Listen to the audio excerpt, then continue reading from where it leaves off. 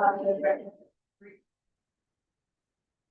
call this meeting to order. Welcome to meeting Senate meeting 5604. The date is November 24th, 2025 p.m. or 2025, and the time is 6:03 p.m.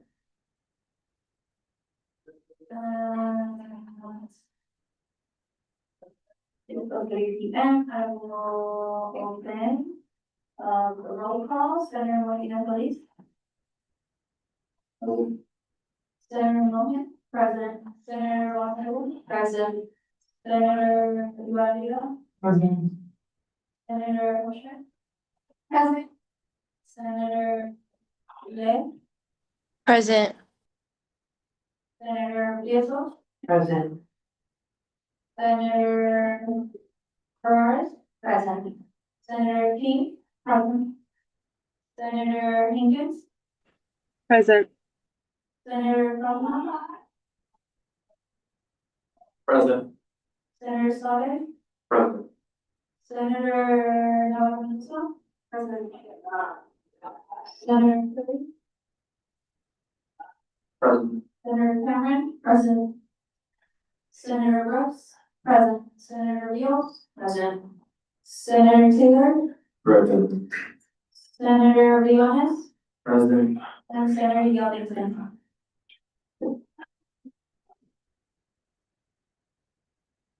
Senator Yellington. Present. With 20 senators present, we only need one.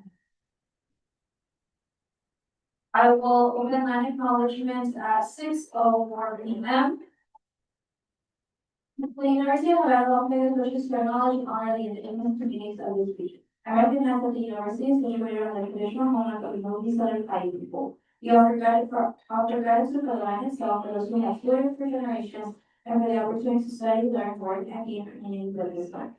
I will post a lack of acknowledgement at 6:05 p.m. Are there, and at the same time, open public comments. This is the time where the public can come and speak. Members of the public, you are limited to 3 minutes for your public comments. Please refrain from saying any slanders if you have to show character as I have the right to limit your comments. When you come to the podium, please state your first and last name and spell your last name for the record. Are there any public comments in the room with this? None. Are there any public comments via the telephone line? I will close public comment at 6:05 p.m. and at the same time open up for vote. Are there any discrepancies regarding the meeting by voting?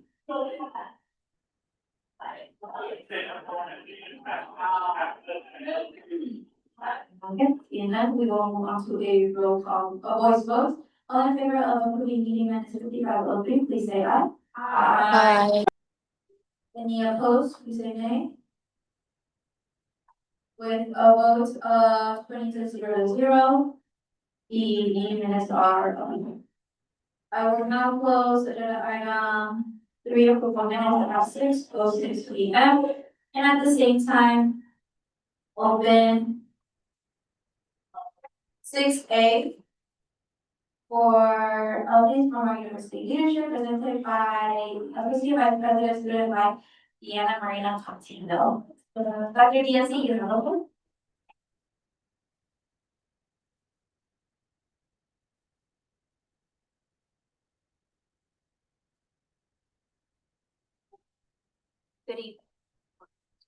Good evening. How's everyone doing today? Good. Awesome. Well, it's good to see your faces here on Monday. I'm thankful for all of you. My name is Dr. Deanna Marino Contino, she, her, hers, Aya, and I'm here to present along with my colleague, Dr. Jamie Davidson, just an update on student life. So one of our commitments moving forward in perpetuity is every semester we are going to come and give you an update on what we're doing in our areas under the Division of Student Affairs.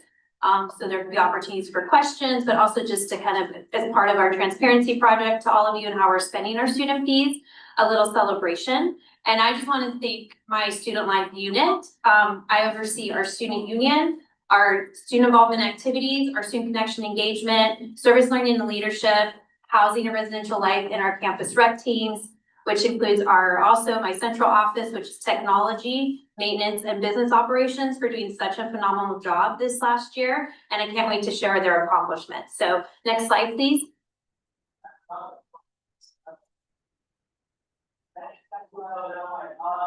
And this is a culmination. So I'm just going to focus on the first 7 slides, and you have the full report so that you can look at that in another time. But I just really want to focus on some highlights and some numbers. So we do a fiscal year 25 end of year report. So these are the numbers from our assessment reporting. And then I do have some updated numbers and touch points that we've done this past fall semester. Next slide. So I know Dr. Rogers has come and shared with you our Division of Student Affairs priorities, which is student success, resource stewardship and growth, campus and community impact. And so our student life goals, we look at every year, but our student life goals come up against these priorities. Next slide. So I'll share you what our kind of roadmap for success is and our North Star. So we look at, for student life, student success. So we look at learning and engagement across the unit. We want to show what support we're providing for students, but also want to hear student feedback on what we could do better. We also are committed to campus culture of inclusion and well-being and identifying gaps and areas of growth in those areas. Number 2, resource stewardship and growth. We really want to make sure that we're putting your student life fees to work and also investing back in the infrastructure. And so one of the things that we looked at is creating a 10-year, 5-year, and 3-year CapEx plan, which looked at infrastructure, preventative maintenance, and then maintenance that we can continue to grow. We also want to provide a space and infrastructure that you're proud of, and also look at our talent management. So one of those things is looking at our student staff. So I'll have some numbers of collecting information of students that work for us, but also investing in our professional staff. Number 3 is campus community impact. So we want to partner with people like UNLV Dining for essential campus services, but also making sure that we're providing the space in our residential halls, our union, and our rec that meet the needs of our students.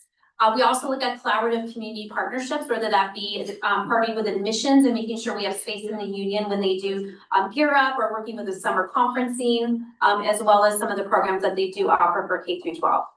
And then talent management again. So looking at our student employees, looking at their onboarding, their training, and their career development, and then full-time and classified, also looking at their onboarding, training, and career development. Next slide. So one of the things for student success that we want to look at is if you've ever attended one of our events or been involved in a program, we're probably asking you 2 questions, and hopefully you're answering those 2 questions. One of them is looking at sense of belonging, so feeling more connected to the campus community as a result of your participation in a program or an event, and then looking also at your motivation to stay enrolled at UNLV. So one of our big things in student life is adding to your experience and retention and persistence and graduation. And so one of the things that we looked at, and actually I have to give all my credit to Sunny Gibbons, who's not here tonight, and Vicki, who have been collecting this data, is looking at our student staff. And we want to say, can you walk away from student life with a clear understanding that you're feeling more connected and you're more motivated to stay enrolled? But in addition to that, looking at the data of students who attend our sessions and our events, and what does that tell us? And what we found is that our student staff have a 4.32 more connection when they're involved and getting involved in our events, and they feel more connected to campus community. And then we look at a mean of a 5-point scale and that they're more motivated to stay enrolled. So what that tells us is that we're doing a good job with our student staff, but there's always opportunities for growth. And with students that are attending our events, we see like immersive long-term experiences, whether that you're doing alternative breaks, or you're doing community service, or you're involved in an RA role, or you're involved in the student role, student government, is that when you're involved in those immersive or long-term experiences, you're more likely to feel a sense of belonging and more likely to also stay enrolled and persist in the next semester. So this for us is just a baseline data to either enter into conversations about focus groups or information to kind of share information, but also for us to grow as a unit to see what do we need to look at. Next slide. The other thing that we are developing is we're developing a student success dashboard. So I cannot wait to come and show you this dashboard. And basically what we're looking at is Atrium, which is your Rebel Card swipes. We're looking at your attendance at Rec Track. We're looking at your participation and engagement with the Involvement Center. And then we're moving to a new software in housing and residential life called StarRes, which is the very high, amazing opportunity where we can text residents. It'll be more dynamic for our residential life experiences. And looking at those data so that we can see What are we doing well with student involvement? So if you look at this chart right here, we tracked all full-time first-time freshmen. And if you look at the last chart, the last bar on the left-hand side, what we found is that 84% of our full-time first-time freshmen were 84% retained in their first year because they were involved in the RSO. And that's really important because that tells the story that what you're doing right now is important to your career, and what we're doing in student life is also important. We also found that 60% of our students enrolled in an RSO have a higher four-year graduation rate than those students not involved. And then we looked at six-year graduation rates, which nationally is a benchmark for looking at graduation rates. 68% of RSO students involved in an RSO are 68% more likely to graduate in 6 years as opposed to their non-enrolled years. So that's not to say if you're not enrolled, you're not doing well, but what we want to do is close that gap and then identify those students. Why are you not enrolled? How can we get you enrolled in an RSO? How can we get you involved? But also, what are the gaps for you getting involved in our campus so that we can have a more engaged campus? And these are highlights, next slide. These are just some of the highlight numbers that I wanted to share with you, is that we found that student diversity programs, downstream connection engagement, increased programming by 40%. So we do all of the identity months. We do welcomes. We're also having students now come to us and say, we would like to do a welcome. We would like to have you do more programming around our identity. So I'm really excited about that. We had 1.5 million visits to the student union last year. We raised $9 million in generated revenue, and all that revenue from RAC, housing, and union goes back in the infrastructure. An example of that is the new carpet. Okay, one of the other things that we're looking at is fitness equipment in the RAC. The rock wall, looking at additions to the RAC in regards to the locker rooms, upgrading the locker rooms. In housing, you've got new furniture, and we're redoing the carpet in Tonopah. So one of the things that we really want to make sure that we're reinvesting back in the infrastructure, and that's been a huge, I would say, goal of mine and vision moving forward as the AVP, is making sure that you have an infrastructure and student experience that's important. We find that student staff who work for us has a 3.19 GPA average, which we're really proud of.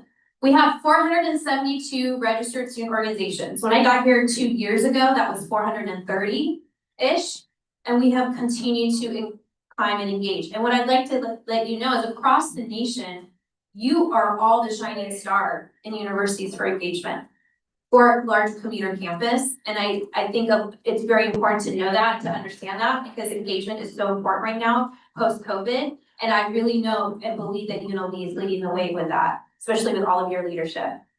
For service learning and leadership, we offer 2,872 service hours, and we partnered with 51 community partners across 3 states. The other thing that we're really proud of, if you look at the SRWC satisfaction rate, it's 94%. And in the report, you can read that we did a baseline report where we took our union and our rec and we compared it to national benchmark institutions to kind of see where we were doing well and where we're not doing well. And so we have a study that I'm gonna just highlight really quickly to give you that allows us to set the course for the next year. So I'm really excited about that. We also have seen an increase in sports clubs. So that's telling us that students are wanting to be more involved. And we also are seeing an increase in sports clubs from graduate students and commuter students. So that's another area that we really want to kind of look more into. Last one I wanted to share with you is that we've been able to increase our residential hall program attendees. So if you live in the residential hall, our goal really is to invite everybody in to make sure that they're attending the program. So programs that we have, we want to invite you to those programs. And spaces like our esports lounge. So did you know the #1 utilizer of our esports lounge is commuter students? Did you know that? Now you know. So that is one area that we like to continue to grow in the esports club too. Next slide. So the next few slides I'm just gonna leave with you for later, but one of the things that we looked at is student success across the events. We looked at our resource stewardship and growth and how we're spending that, how many grants that we've earned, and then our campus and community support. Next slide. One thing we are doing a better job of, and that I went to go present at GPSA last week, is that, 2 weeks ago, is we're now tracking graduate professional student data. And we wanted to show that to let them know that they also have a voice at the table, and we look forward to strengthening that voice in that population and making sure that we also show up for them as student life.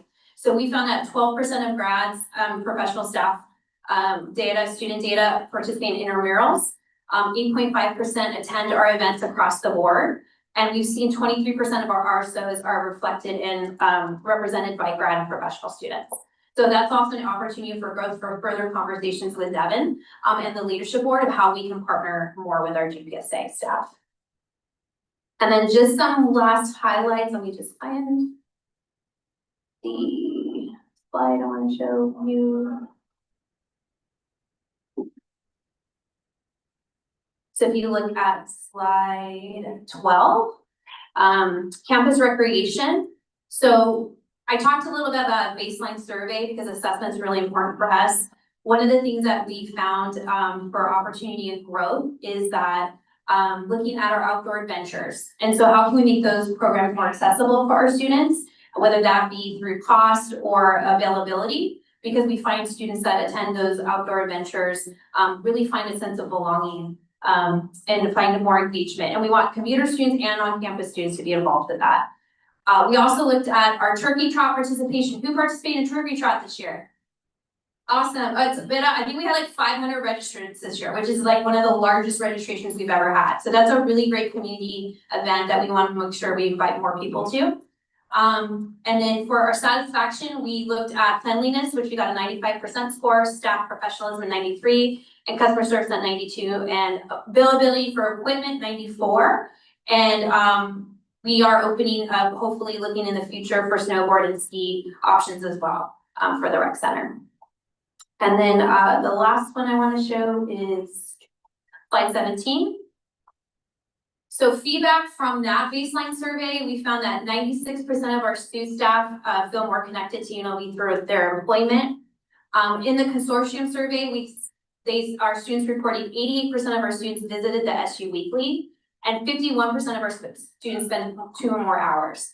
So what we want to do is dig deeper and figure out what more can we do to create more study spaces in here, more comfy spaces, and have it be more student, bring the student back to the student union.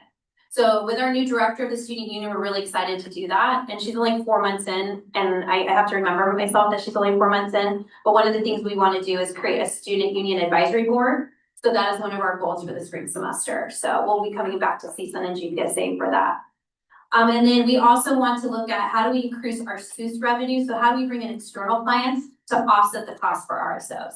So what would our goal be? Like maybe we could have free equipment. So instead of charging RSOs for equipment, we would like to increase our revenue to then pour it back into our RSOs, whether that be through infrastructure or free equipment rental.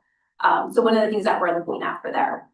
So I don't have a slide for this moment. These are numbers hot off the press.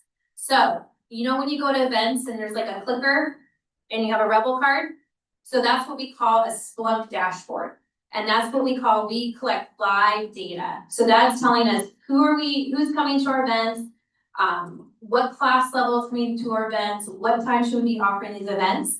And based off those numbers just of this fall of all the events that we have, not counting late night breakfast, we've had 22,425 touch points with students this fall. That means we have 10,000 unique users, which is great. And I think that number is a huge number for engagement and can continue to grow because we know that we only have 1,800 students that live on campus. So because we're seeing a large number of commuter students, we're seeing a large number of students that are, like, I would say, location adjacent. And we want to see how we can grow those numbers or get feedback to you. Are the events at good times? Are you liking the events? What events that would you like to continue to have? I know what number we're not, I don't think we have a quick number on it, but Scarlet Sage that just opened. If you have not gone to an event in the Scarlet Sage, we offer programming throughout the week. So we have sip, the paint and sip. We do game nights, and that is a programming space as well. So we do events in the evening for you, as well as when the Scarlet Sage is closed. So one of the things this is telling me is that engagement is up compared to 2 years ago, and we want to continue to increase our engagement and also to tell the story that our students are engaged, which is really exciting. So that's all my updates, and I just want to open up to question and answers or any comments or suggestions moving forward. So thank you so much for your time, and I hope that was helpful and gave you a good picture.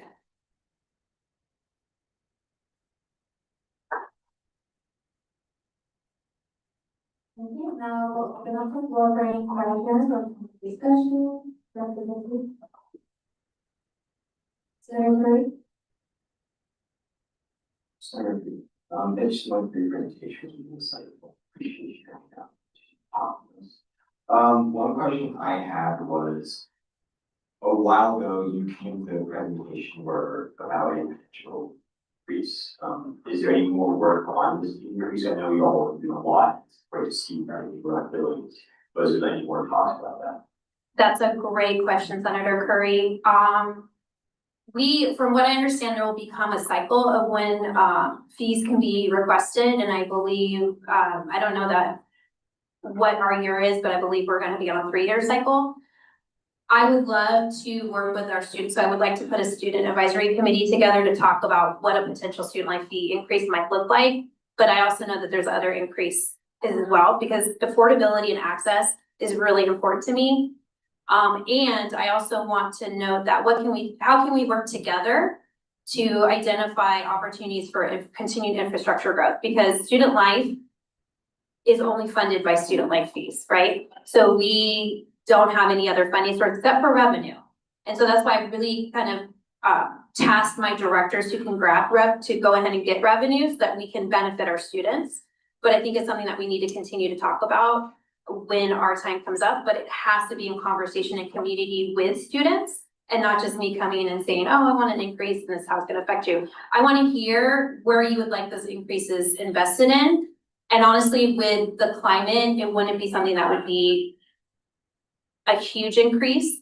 I wanna keep it to where it's affordable and it makes sense for the future growth of the unit and future growth for UNLV. That's a great question, thank you. And then Senator Lawson. Senator Lawson, for the record. I was just wondering more about Star Res. Is that gonna affect like the maintenance or is that just a resident portal? That's a great question. There is a maintenance component to Star Res, so it is not, we don't have that module up and running, but it's our goal to build that in eventually, and build that in collaboration with our ticketing system so that there's more communication with a maintenance request and our ticketing system, so it's more easier for our residents. So we recognize that we need to be a little more communicative with our maintenance issues and maintenance requests. So that's one thing that we're looking for.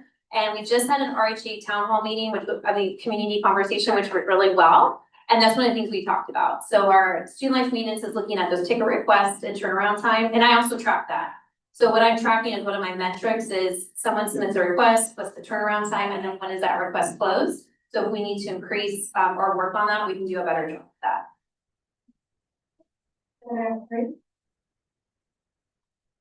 Senator, I have a question about what kind of data you're looking for and how you consider students involved. Is that they're just a member of an RSO on the involvement center? Is it a number of RSVPs to events? How are you measuring that? That's a great question. So right now, what we're looking at is any student that's registered in the involvement center. So it could be a member of an RSO, it could be a leadership, and then we do post our events there.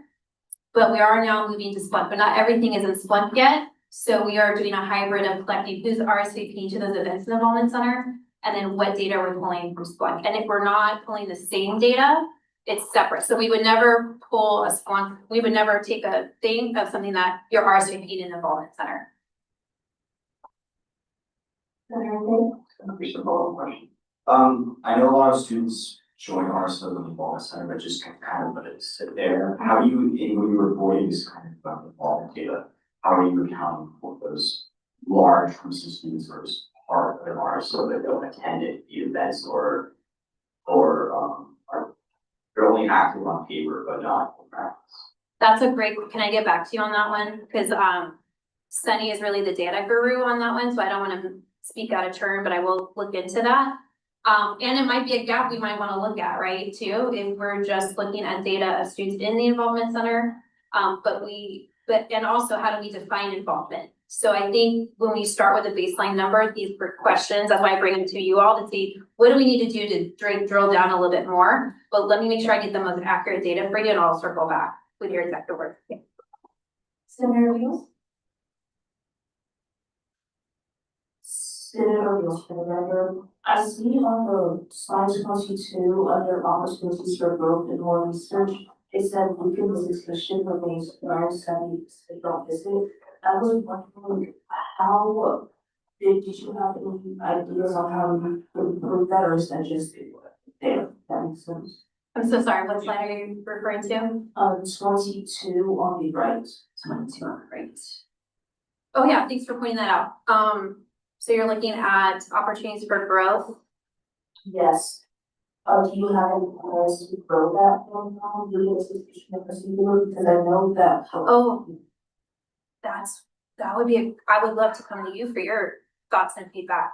Okay. Yeah, because I think one of the things that what we're hearing is we want to create more of a residential experience for our students on campus, but we recognize that Friday becomes quiet, Friday through Sunday, right? Absolutely. So how do we engage our students, but how do we also engage our students to come back to campus for events that make sense? You know, I mean, I was a commuter and I lived on campus, so I'm trying to, but I was also an involved student leader.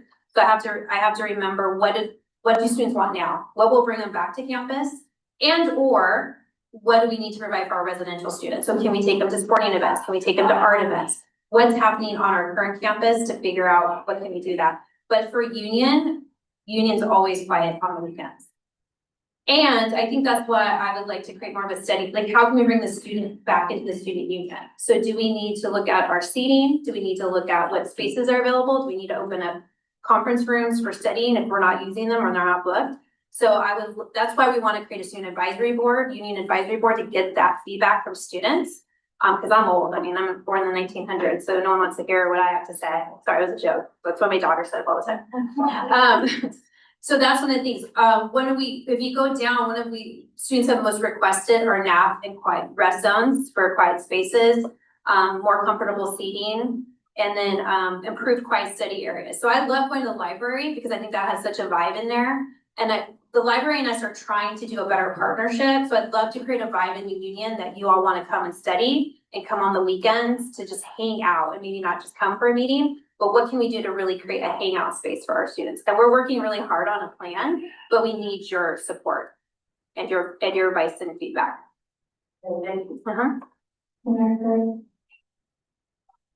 Sorry, I know this will be like, the question, it will come down to is money, but what can I have for a lot, it's 24-hour space for our late owl careers, people who like to study and work, during the hours.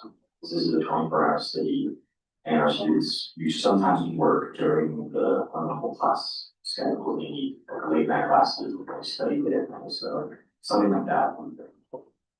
A 24-hour space, yeah, I think so. I mean, one of the things that I would love to do is create a late night study for finals programming for the union. And that could be where we kind of push the envelope in a 24-hour study. But yes, that is something that we want to look into. And I love that suggestion. So thank you for sharing that.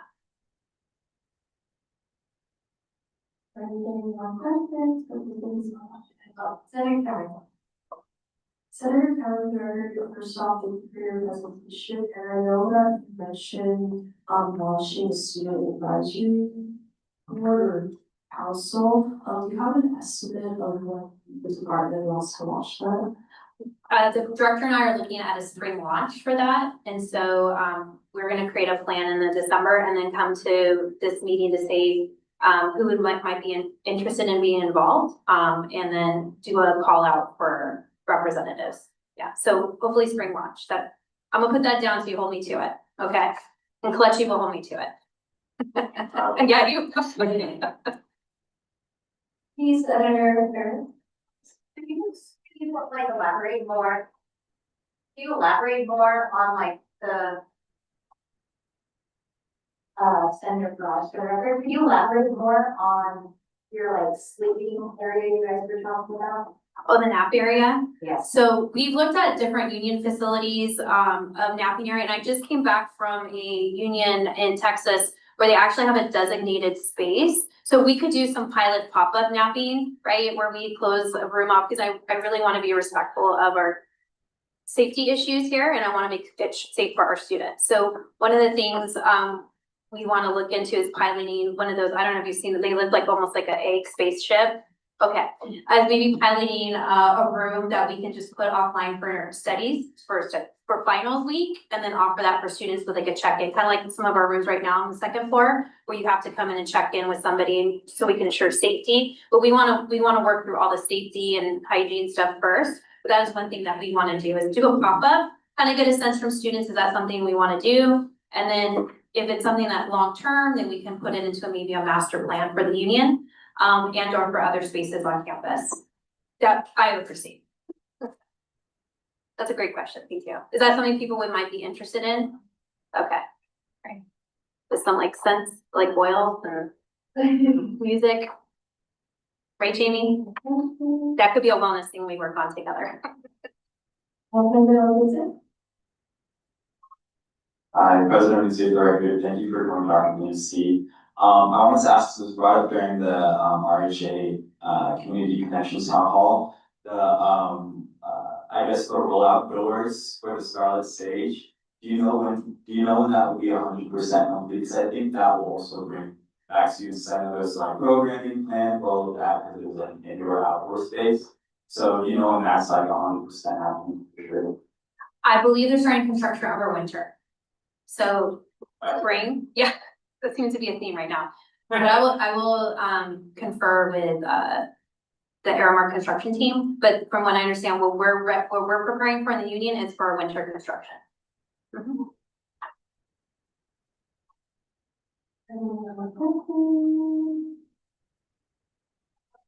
Seeing none, thank you so much, Dr. Nancy Craig.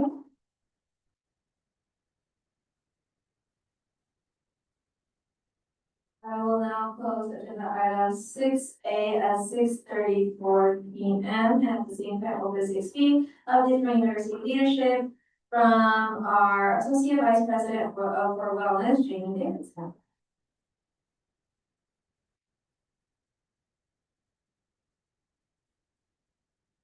Thank you, CSUN leadership and senators. Happy to be here tonight. I want to give you some updates on what's been going on in student wellness. And just so you know, when I say student wellness, there's several components of it. So there's our integrated health, mental health, health promotion, pharmacy lab part of it. But student wellness also includes the Disability Resource Center, the Military and Veterans Service Center, Student Rights and Responsibilities, and the United Care Center. So that's all of us corporately. We all focus on enhancing students' well-being. So I will start, give an update with Student Counseling and Psychological Services, often called CAPS, on campus. We appreciate the support of CSUN and the increase that we have. We've taken that, we've hired 3 mental health providers as promised. So they're on the ground, they've been hired, and it's made an impact. So when we look at the average wait to see a counselor this semester, it was 1 week, which is the lowest it's been in 18 years. So the resources made a big difference. I will say in the last 2 weeks, we've had a higher wait list just because this is the time of the year that everyone comes in and it always builds up at the end. But to have it be an average of 1 week over the whole semester is a big accomplishment. So we're happy about that. So CAPS had 14,443 counseling and psychiatry appointments this year, which is a 19% increase over the previous year. So there's always a lot going on at the counseling center. We've also hired a psychiatrist who will be starting as soon as they can get their Nevada license. They're coming from University of Colorado Boulder. So we're hoping that they'll be on board in December. If not, it'll probably be January, but that's imminent. So that'll also increase our capacity. So when we look at students that we saw in 2023, we go and check to make sure, are they still enrolled or not? And when we look, 89% of the students that attended counseling were still enrolled. And again, to me, this shows the power of helping students meet their needs makes a big difference in their ability to complete their education. So 89%, I think, is an achievement, especially when you compare it to the university's retention rate. So it's higher, and these are students who could be considered at risk. So again, we're happy about that. The CAPS has a doctoral internship in health service psychology. We had an accreditation visit in March of this year by the American Psychological Association. So our APA internship was renewed with the maximum 10-year accreditation. So we won't have another visit till 2035, which is great. So this is an important program. We train young psychologists, and the goal is to get more psychologists in Nevada. Some of you may know that Nevada is the 51st in the Union for mental health care, and we have one of the lowest numbers of psychiatrists and psychologists of any state. So programs like these internship programs attract individuals to Nevada, and many of them stay. I'm happy to report that quite a few of the students that come from around the country for our internship, generally in every class that we've had, and there's 4 people in each class, one has elected to become a member of CAPS, to become a full-time staff member. So we're proud about that. CAPS is accredited by the International Association of Counseling Centers. And we just had our accreditation visit 2 weeks ago. So that's a very stressful event, but it went very well. I'm happy to report. So we don't have the findings yet, but I anticipate that we'll be reaccredited again. And again, we do this to show we meet the highest standards in the country for the mental health care that we provide. So it's important for us. That's our commitment. Lastly, when we look at outreach programming, CAPS has really stepped it up. There was over 300 programs that were provided this year on mental health and well-being topics, attended by over 8,000 students. We want to continue to do that and expand it to the extent possible. So when we look at the Gene Nidage Care Center, there were 394 students that met with our confidential advocates. And again, we meet with students who experienced interpersonal violence or sexual assault. So again, they work with these individuals. They just kind of come aside them wherever they're at, support them. We'll go to them with meetings, help them navigate the legal system, the UNLV system, whatever it is. So I think it's an important support resource that we have for students. So it's one of those double-edged swords. So I'm happy that 394 students are getting the support. That's an increase. So it shows people and students know about this resource and they're using it. And I'm sad that there's 394 students that are experiencing these type of things in their life. So that's the other side of it. But I think that's an important service that's there. For the Military and Veterans Service Center, we have 2,139 military affiliated students. And when I say that, that means they're either veterans or they're children of veterans that are attending UNLV on their service members' GI benefits. So that's a 15% increase over last year. 1,900 of these students are using VA benefits. This brings in about $16 million to let you know in tuition and housing payments. And of these students, about 1,900 are using these benefits, which is an 18% increase from the previous year. So again, a good thing. The certification process to use VA benefits is very time intensive, and we have to do a double pass every semester to get veterans their money and resources. So a good thing. The Disability Resource Center provided accommodations to 2,300 students, over 5,000 undergraduate, graduate, professional, clinical, and lab courses this year. Over 1,500 of these students have multiple disabilities.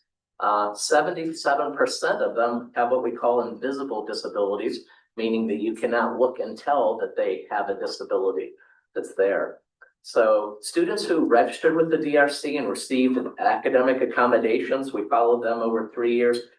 They graduated 8.2% higher than the overall UNLV undergraduate population. So I think this is a good thing. This is a student population generally has lower rates of graduation due to their disabilities. So again, an important accommodation, and I think it's showing the equity by having services such as Disability Resource Center, how they support students and take advantage of those. I'm also very happy to share that last week we were notified that the DRC will be getting another disability specialist through the university's DRAM funding process. So the universities recognize the importance of having these specialists on campus, so we're receiving another position, which is much needed to better serve the student population. And for those of you that don't know, the DRC is temporarily located in University Hall, and it looks like they're on track to be back into the regular building in January. So our fingers are crossed that that happens. Update about the Student Health Center.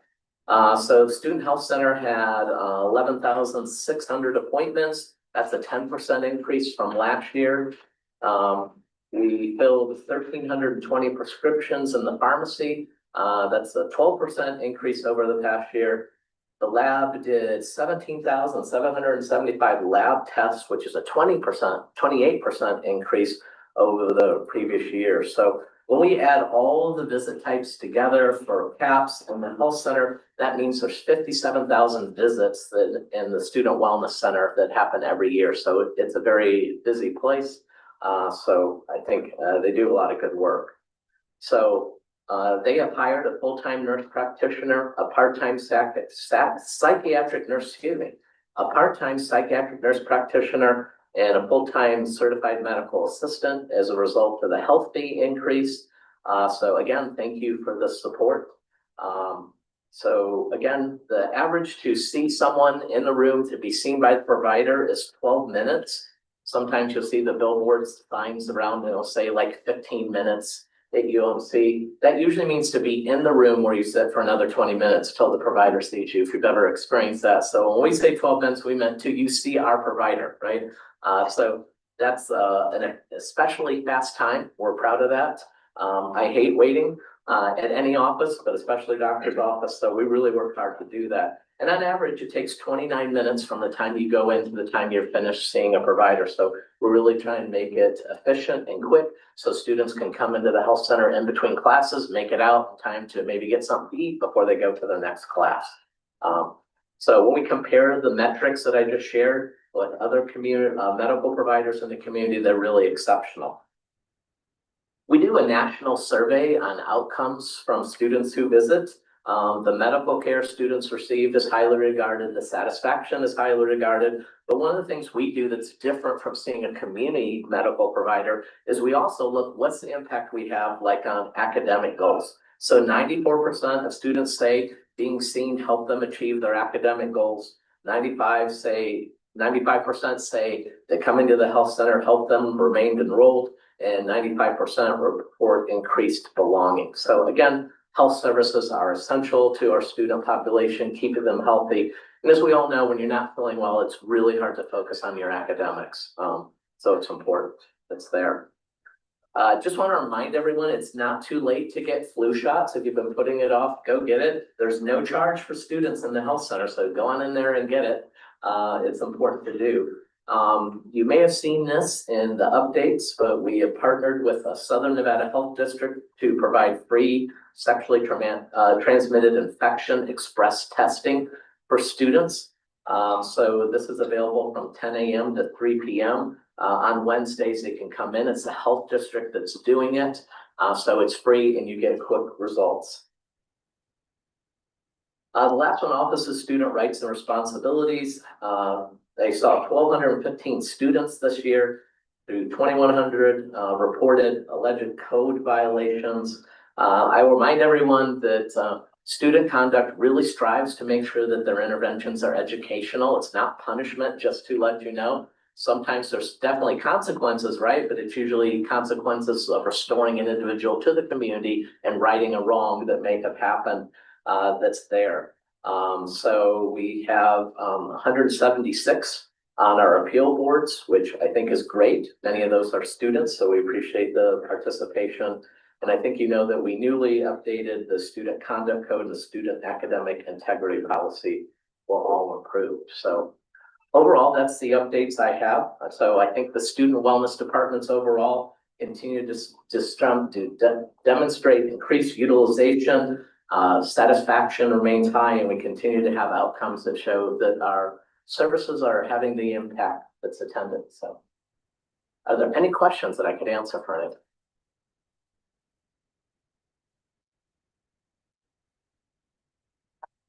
Are there any questions for our director?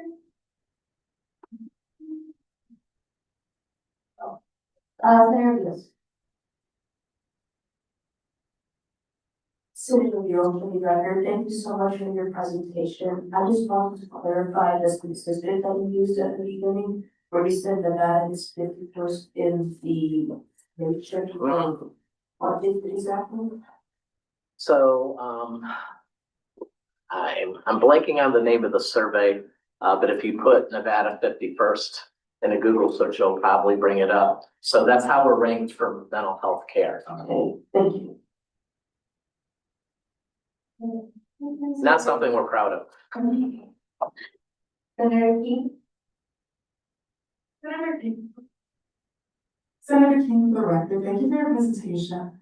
One thing that I did notice for initiatives that you're rolling out in the pre-STI testing, how are you ensuring that that's being properly presented to students? Because the only times that I've heard about that are in the elevator for the wellness center and from you right now. So just how are you ensuring people are aware of the resources that they say that?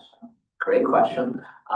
So it's in the elevator, like many people see it. We do try and put it in UNLV Today. We have social media accounts that go out when staff do presentations and outreach, they share it. So communication is one of those things we know we need to do better on. We really do a lot of it, but it's hard to reach students. So again, it's one of our goals for the coming year to improve communication. So any input that you have on ways to reach students more effectively, is really valued and helpful to this. So send me an email and trust me, we will take your advice. And you are all more than welcome to now Dr. Davidson and ask for any advice team to ask for any PDS flyers that you want to share on that another point. Senator. I just have your email to. Sure. So it's jamie.davidson@unlv.edu. So jamie.davidson@unlv.edu. And it should be on the webpage someplace too. Any other questions? Senator Rowe? Senator Foster? Could you tell me more how you improved the DRC besides hiring one employee? So the DRC has been a process of trying to improve access. So we're always revising processes to make them easier to access, to decrease the burden on students to engage in the ADA interactive process. So, as you probably know, it's a regulatory process that we follow. So we try to meet with students. We work to engage students as soon as they're enrolled, to set up an appointments. And once we do that, we collect the documentation that they provide. We have really improved the speed of the turnaround that we review the documentation and do that. The interactive process involves that we have to interact not only with the student, but also with faculty, who often have a lot of opinions about what we say are the accommodations, right? So that's the other side of the piece that we try and shield students from, just to let you know, and advocate for students on getting those. So the majority of faculty are very helpful, right? And always willing to accommodate the students. So we do that, we send out the accommodation letters. We have a process where we meet, it's called the student support team. So in those times that we feel like faculty are less than helpful, in meeting students' accommodations, we have a process where it's a committee that meets. So I attended, Brian Hilbert, the Director of Disability Resource, attends it. General counsel attends it, and a representative provost office attends it. And that's where we usually iron out issues that come up. And I'm pretty happy to say that generally there's like 3 issues a year that we're ironing out. So given all the accommodations over 2,000 that we provide, I think that's pretty good. It shows that that's there, but we really do strive and do our best for students to make sure they're getting what they need in their classes. The other thing that we've really expanded is trying to do follow-along services, we call that. That's for students that need more support. We have limited capacity to do this, but we want to do more as we continue to grow. And that's where we increase the meetings to help students just to make the transition. So for some students, for example, students on the spectrum, we have special supports that are helped. And the goal is primarily to help these students integrate into the community. So if you understand autism, you know, connecting with others is often a big challenge. So we really want to facilitate that in organization. So that's one of our services that we've been doing that gets really positive results and positive feedback from students. So, and I think hiring this disability specialist, we just got permission to search, so we don't have this person hired yet or trained. But again, I think that'll really make a big difference in speeding up the process of getting students and getting them their accommodations. Thank you so much for your presentation. Discuss this. I had a question about the student support committee you mentioned. You're running the same. Could you remind me of the student support committee that you said? The student support team? Yes. Has there been any discussions on a CSUN or GSC representation on this studies? When we use these? There has not, so I think that's something we could explore. The challenge there is we do review student cases, so it's challenging because you would be in a position of hearing about other students, you know, accommodations. So a lot of the time, the issue is just getting collaboration to grease the wheels, so to speak, if someone's reluctant to provide the accommodation. So I think that's something that could be explored. I think legally there may be some protected health information challenges in doing that, but I think it does good work. So anything we can do to increase transparency around it, I think is a good thing. So I'm happy to talk about that offline. So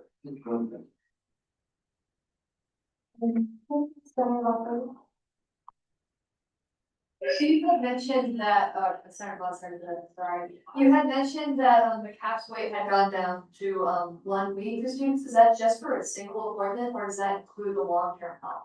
That's to be assigned to a counselor. So when students can be seen same day, and that's true anytime, you just need to go into the counseling center and say, I need to be seen today, period, good.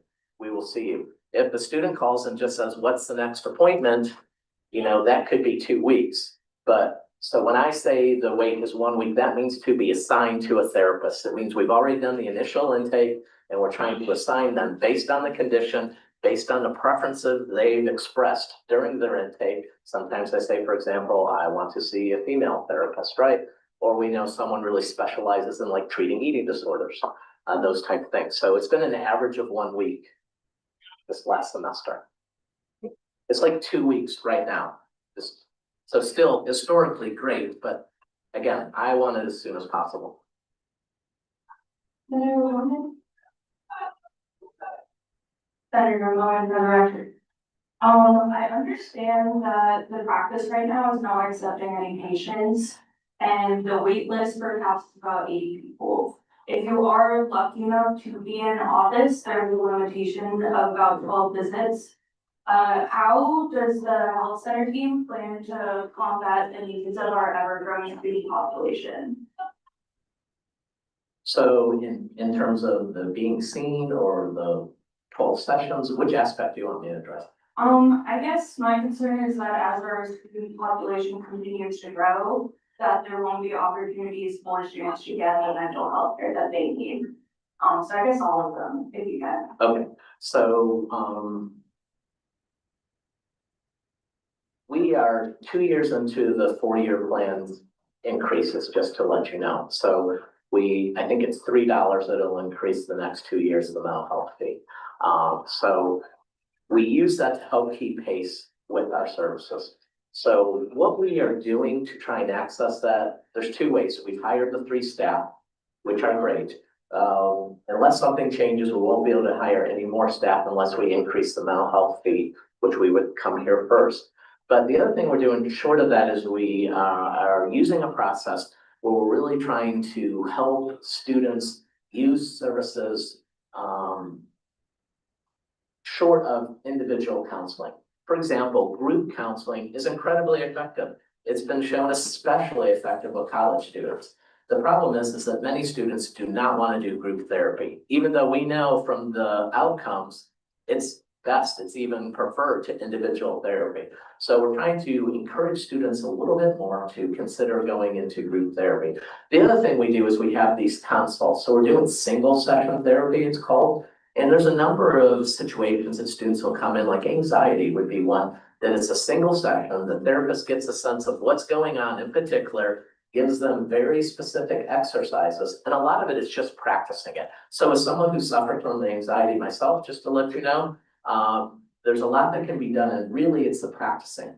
So it's encouraging students to do that. So with the single session, it's very focused, it's very directive. It's not let's talk about everything. It's like do this. Practice it for 6 weeks. If it's not working, come back to us and we'll do more. But for many people, it turns out they do it and start some of these practices and they really are effective. So we're very much into research-based interventions at this point and helping students to do that. So that's one of the things we've expanded. So again, we're just trying to figure out what's the best way to allocate the resources we have. And it comes from that individual meeting based on the expertise of the therapist, based on the needs of the student and trying to meet those needs with the most effective way possible is probably the best way for me to say that, which is not always what the student wants. And if the student says, no, I want individual therapy, okay, we'll leave them on the list for individual therapy. But sometimes like, will you try this in the meantime? You know, and students sometimes will try a group and they're like, hey, this was good. I liked it. So that's what we're trying to do more of as a way to meet that. We have lots of talks about the 12 session. You may not know that if a student needs more than 12, there is a process to get it. You just need to talk to your therapist, the therapist and you have the conversation. You both need to agree. And then the therapist just goes and talks to their group of peers and it can be approved. It happens all the time. We're always weighing that if we see someone for more than 12, it means someone else is not getting in. So that's the challenge, right? Which is more important, doing more or that? But we do take that into account. But we also realize some students do not have insurance, you know, so it's not like we can refer them to the community. So that's another factor that's in it. If we know that you don't have those resources, we're more likely to keep you, to provide you the support that you need. So that's the other way we do it. In an ideal world, I wish we had the staff that we didn't have session limits, okay? We know that the average student comes between 7 and 8 sessions to CAPS. So theoretically, if we had enough, it would all even out and we don't even have to talk about that. But at this point, we still do, but that's another one of my aspirational goals that we would just do away. Until that day happens, though, that's the process we use. So we're just trying to be as fair as possible.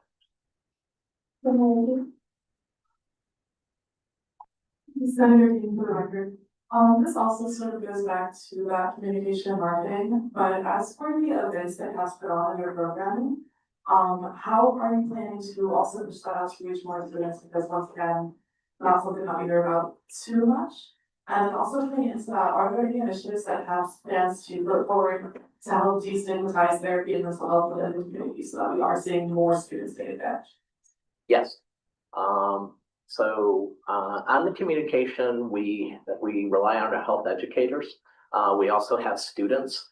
So the theory is don't ask someone like me how to advertise services to students. I'm too old and whatever I think is a great way to do it will probably be not a way that resonates with you. So we do have students that provide input to us. Some of them are clinical students, some of them work for us, but we do consult and try and do that. And our health educators tend to be younger professionals and we rely on them to do that too. In terms of stigma, the primary ways we do that is through polling classes. So we try and hit those to talk, to let students know about the resources that are available, to try and present it in a way that people feel comfortable coming in. I will say one of the very positive things is when you look at your generation of students, stigma is at an all-time low. Students seem very comfortable coming in, getting support, you know, and of course, we're very good about privacy, you know, but we've all been walking on through campus and someone will say, hey, there's Dr. So-and-so, my therapist, you know. And so I think that's huge, you know, willing.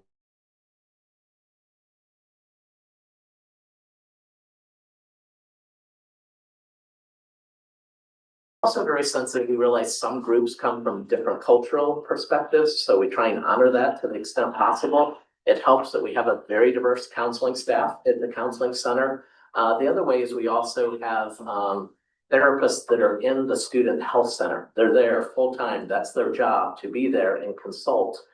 So we know that some students are more comfortable coming into the health centers, for international students, for example, that they'll go in. So we're trying to make it, doesn't really matter which door you come into, that you still get the same service. And we'll see you in the health center. Why it's there, because we know the students are more comfortable saying, I'm going for medical care versus I'm seeing a mental health therapist.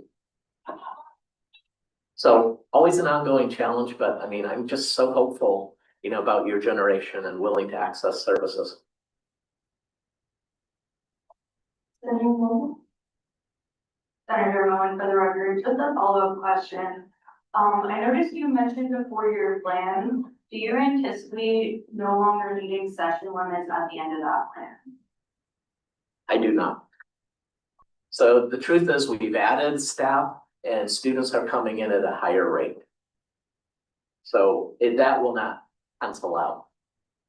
So that's why we're trying to manage the resources that we have as intermediate staff. So I really do not enjoy coming to CSUN and GPSA and asking for money. I like really try and use the resources I have and try and manage them that's there. So until I feel like we've done everything from an efficiency perspective to improve it, I'm not the type that's going to ask for more resources. So it would take additional resources. So I do anticipate that in 2 years, I or someone else will be coming back, asking for additional resources to invest in mental health. I view it as an investment. I feel it's your investment in it. So that's why I like to come and share what we've done with your investment, trying to show that I think it's paying dividends. I'm also advocating to get the university to invest, just to let you know.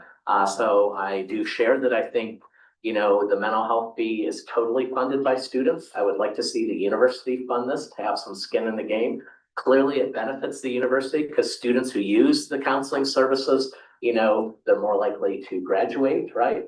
They're more likely to engage in their campuses.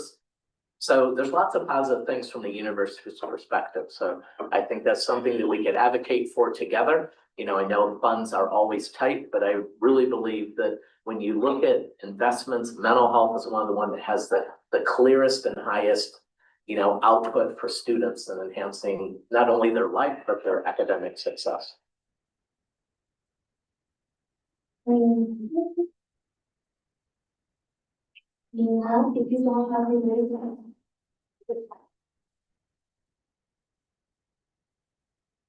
I will close item 60 at 7:05 p.m. And at the same time, open 60, discussion floor of executive bill 5515 and I recommend the CSUN bylaw for the floor of session to Senate Secretary. And for the record, Senator Guzman Alvarez and Mr. Village, as Senator California. And our second Senate Secretary, Mona Lynn, will be, presenting the bill.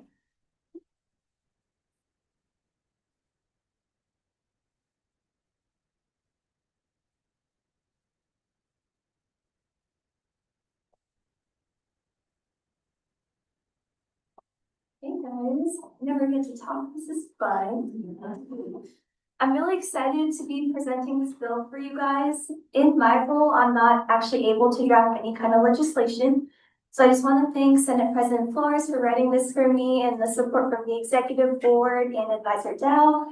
After reviewing the bylaws under my position, I found that there was some changes and some updates that needed to be done. So that's what this bill is doing. Most of these changes that we're proposing today are actually already being done in my role, so we just want to make sure that the bylaws are reflecting the role properly. So, the first change that we decided on was the addition of taking minutes for the executive board. So, like I said, I already do this. I go to every executive board meeting and I'll take their minutes, but we just wanted to add this into the bylaws. So for future Senate secretaries, they will do this as well. I think the executive board, they don't meet as often as, like, say, the Senate or the committee, so this is a pretty easy thing to add to bylaws. Then we added the addition of 5 business days to route legislation, from the held meeting that it was passed in. So there's no bylaws that talk about routing the legislation that we passed, so this is adding this now. I usually do this in less than 5 business days, so I think 5 business days is pretty generous, so. And this also takes into account if the president wants to veto the bill, they can do that without me sending the legislation, so. Then we just outline the specific roles that I train for meeting minutes, so these are just the people that under the bylaws are meant to take meeting minutes, so that's what that next point is saying. And then I added the checks on the public drive, so after Senator Brooks pointed out the inconsistencies in the minutes of the JC, I definitely want to ensure that we're doing this checks on the public drive every so often, just so that we're complying with Nevada open meeting law. Like for me, the purpose of the Senate Secretary is just to uphold transparency. If you ever been trained by me to take meeting minutes, you know that I just want to make sure that our conversations we're having in our minutes are accessible to all students. So I think these bylaw changes will reflect that properly. But thank you guys. I'm happy to take any questions.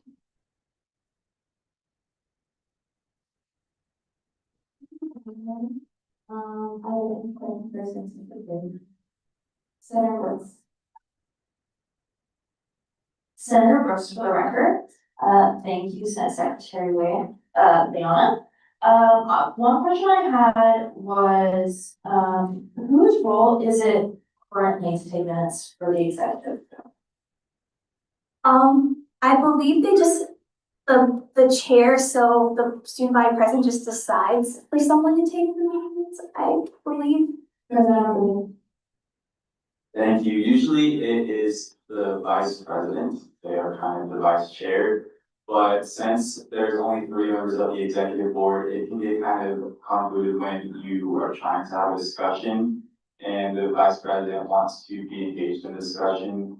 And there are also typing minutes furiously. It's different. I feel like it's the same way obviously for vice chairs of the Senate, but usually the bodies are a little bit bigger. So it's a little bit easier to have a discussion. But when there's only 3 members, it's a little bit hard to have a discussion in one executive board meeting. When there's only 3 people and the vice president is doing well at the same time.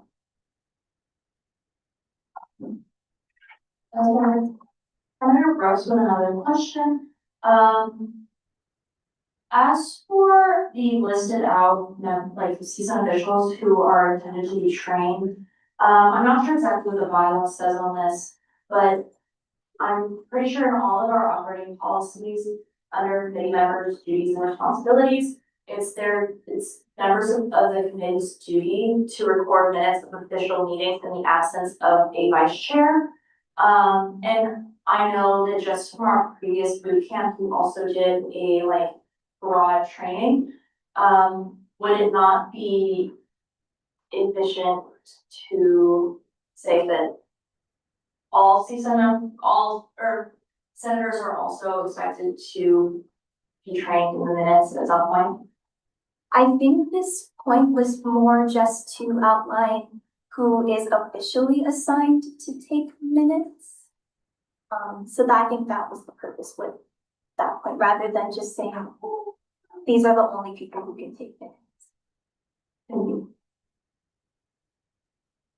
Any more? Seeing none, we will.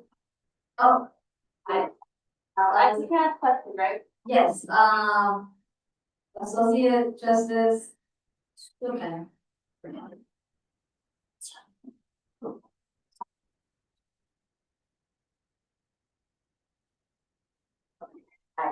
I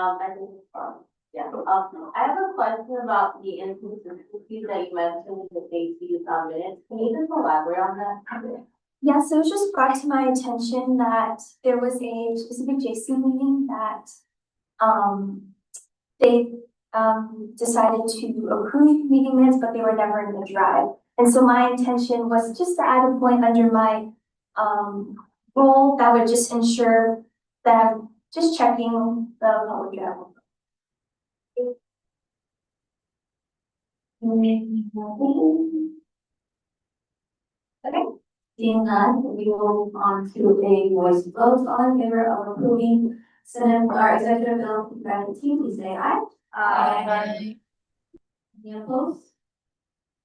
With a vote of 20 to 0, congratulations, Elizabeth.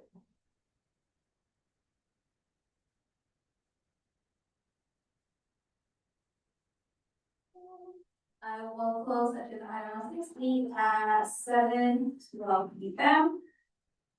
Okay, so the next item to vote for is for the appointments. It's similar to chair appointments where we, in this case, we have multiple candidates going up for multiple seats. So both candidates or all candidates will have a chance to speak, give out their 5 minute, up to 5 minute speeches. After that, each candidate will have 5 minutes to respond to any questions that are for them. At the end of the questions and with discussion, we will move on to a point of voting.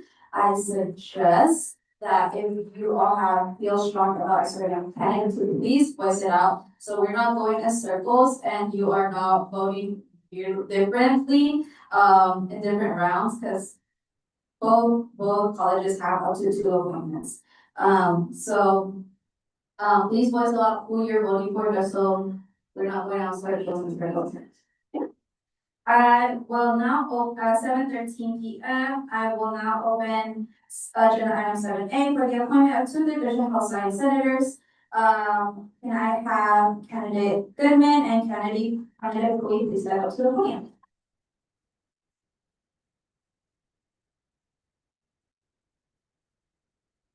Candidate Goodman, you will be going up first, and then candidate Lee, you will be going on next. You will have 5 minutes on the clock whenever you're ready.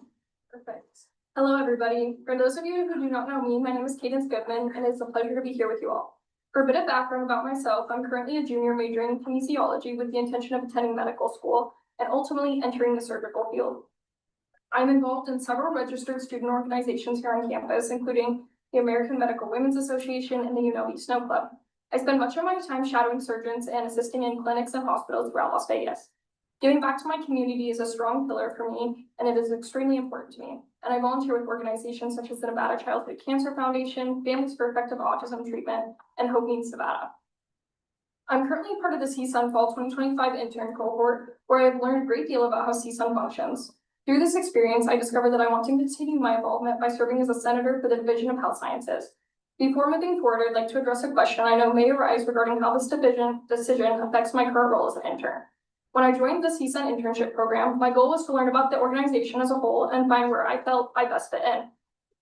I was placed under the Elections and Operations Division, where I gained hands-on experience with the executive branch. For my capstone project, I created Fuel for Finals, an initiative designed to ease the stress students face during finals week. I loved working in this department, and I am truly grateful for everything that I was able to learn. Ultimately, however, this experience showed me that what my skills and passions most aligned with was serving as a senator, where I can directly support my college and help enact meaningful hands-on change. Throughout this internship, I also had the opportunity to observe how different branches collaborate, how ideas became policy, and how student leaders make decisions that impact thousands of students.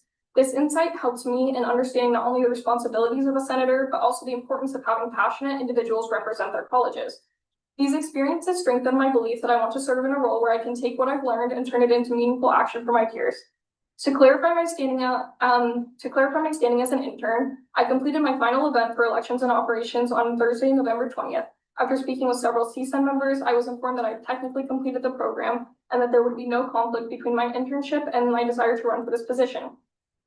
As a senator, I hope to serve on committees such as scholarships and grants and university initiatives. A central reason why I joined the CSUN internship program and a central reason why I want to continue this is to my desire to lead within my college and across campus.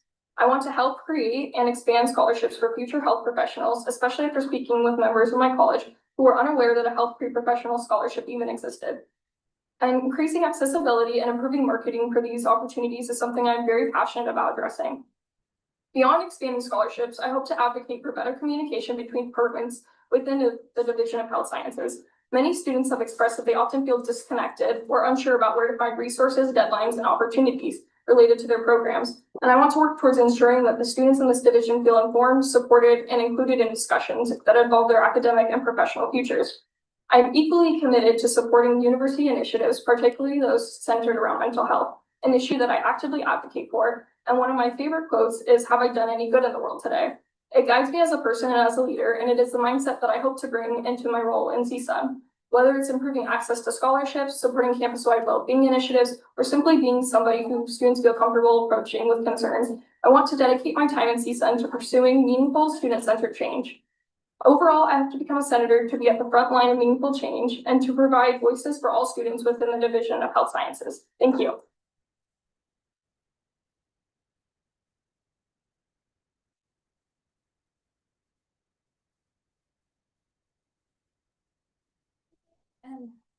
And now, can we go to you first?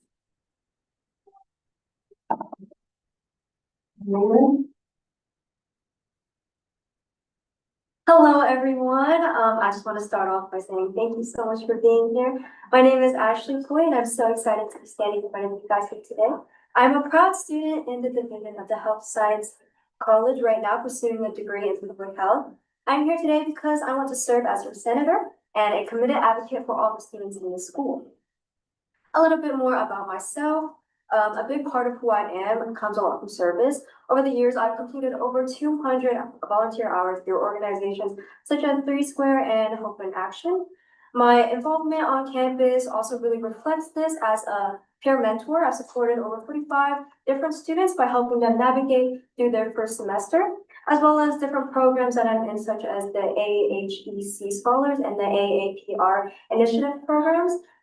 These programs really helped me learn more about the emerging health challenges within our campus and also for advocating for more marginalized groups. I would say that these experiences have truly fired up my passion for public health by showing me just how much the students need support alongside visibility and of course backed up with meaningful action. And this is one of the many reasons why I'm so passionate about being a senator on this board. If elected, I of course will help hold all the responsibilities that comes along with being an active member, from collaborating and meetings with unison through legislation and community work to create that lasting change I want to see here on campus. That being said, I'm looking to serve on the University Initiatives Committee and the Ways and Means Committee. Moreover, starting off with the University Initiative Committee, I understand that this committee focuses on a lot of student rights, safety, and wellness, which are issues that align really closely with my background in public health in general. Some current general ideas that I feel really strongly about is to strengthen the mental health awareness on campus. Being a student myself and hearing all my mentees' difficulties within this, I believe that having these campaigns to expand efforts to address mental health and emotional well-being with more potentially workshops and peer support spaces can be instrumental, as well as a big component is to, for me, is to promote sustainability. Small changes such as just more reusable merchandise and recycling bins on campus can make a big impact on the students' soundness and just environmental responsibility. Moving on to the Ways and Means Committee, I understand that this committee ensures that student fees are allocated responsibly and different student organizations have the funding they need to grow and serve students. As someone who's been part of multiple organizations, I know how critical funding is for student-led work. So that in this committee, I hope to work more with transparent funding. So clubs, especially those serving minority, first generation, and pre-professional students have the support they need. Students deserve to feel supported, safe, and represented, and I'm committed to listening and learning from you guys and the campus community to transform these concerns into reasonable action. I'm running because I believe this campus can always improve, and I want to be part of that team that makes those improvements happen. This isn't just a title to me, but a personal commitment to this campus, to this college, and with you guys. So thank you for your time, and I look forward to your feedback.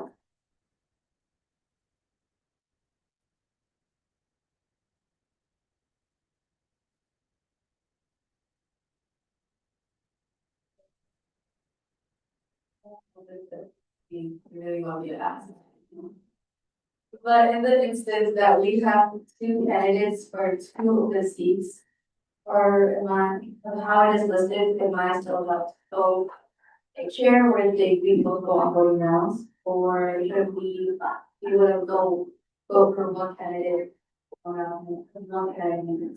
I'll just, I guess, refer to the last points that we have, which is in the Constitution actually. Page 12, the fact that the Senate came with other was the point, senators into vacancies. I think they interpret it as like we bring each candidate up one at a time and go yes or no. So you still have the say to, still like vote for a person. I don't want to like express it, but if we were to bring the first candidate, we vote on the first candidate, since we don't have two open seats, and we only have two candidates. And then from there, if they get the majority vote, in this case, same as chairs, it's 11 votes. Simple majority to get appointed, and then in that case, we can also the second person, same thing, they just get 11 votes. Was that answer? Thank you so much. So now we will move on to a period of questions and for the discussion. Senator, SPPC Madalena will be keeping time for candidate Goodman, and then Secretary Vian will be taking time for candidate Wu. So again, both candidates step up to the podium, please, and then we will be taking turns depending on who gets called off. So are there any questions or public discussions? Senator Briones and Senator Yellington. Senator Beals, for the record, I just wanted to thank you guys for taking this opportunity, to be in front of Senate, to, be potentially, appointed, but I do have a couple questions, and that first one for the both of you is, how do you ensure you communicate effectively with students in such a large and diverse division, especially because there are 5 schools, if I'm not wrong, within the Division of Health Sciences that take up, that like community within the Division of Health Sciences, so that's my, first question for that. Senator Good, or candidate Goodman, you were going up first, and then Senator, candidate Queen. Thank you so much for your question. I think it's really important to take a look at communication because that's obviously the pillar of building student relationships with CSUN. I believe that in order to accommodate for all the students, it is really important to take the time to be with each one of those programs and be able to see what exactly each individual program needs. Because obviously if there's 5 different schools like within the Division of Health Sciences, it's very important to take the time to meet with each one because each one's gonna have different necessities that they need and different diverse reactions to different things, different accommodations that they're gonna need for every single thing. So I think it would be a really great benefit for us to meet with each one of them and to obviously just listen to what they need and then from there express whatever they need. Thank you. Candidate Queen. Thank you for that question. I agree. I think that communication is a very important part of this process. In CSUN, I think that we should use a both informal and formal assessment. And I think a good way to do that is just to communicate with the teachers too. I think collaboration within all the parties just to find a need and prioritize that. And with that, we can use campaigns to really section out what communication is doing. And then ours, Senator Yellington. Senator, I enjoyed both of your speeches a lot. You guys are great. I just had a question more specifically for both of you on how you plan on communicating with your constituents to be as a guy and collaborating with us for making sure that we're all working together. Candidate, will you be going on first and then doing the same? For that question of just communicating with the board itself, I think that using direct emails or just having a group chat that that all the messages that can be sent out is really important. I think just checking up on one another to make sure that you've seen the emails, seen all the announcement is also a really critical part. So I would say just being proactive in that is a good way to go about it.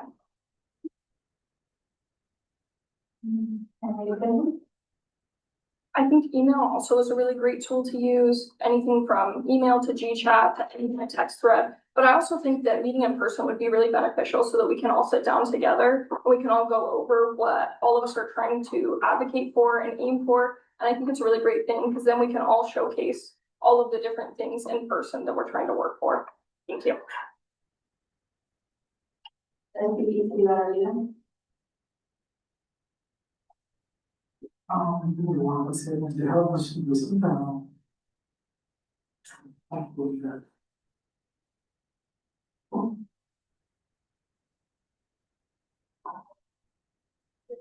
Okay. For both candidates too. Public health is what many consider small but mighty school in the division of health sciences that is often forgotten. Especially the school itself is very geographically separated from the campus. So how would you improve the connection with this specific school and foster more community for the entire college itself? Candidate Goodman, you will be going over, and then candidate Wu.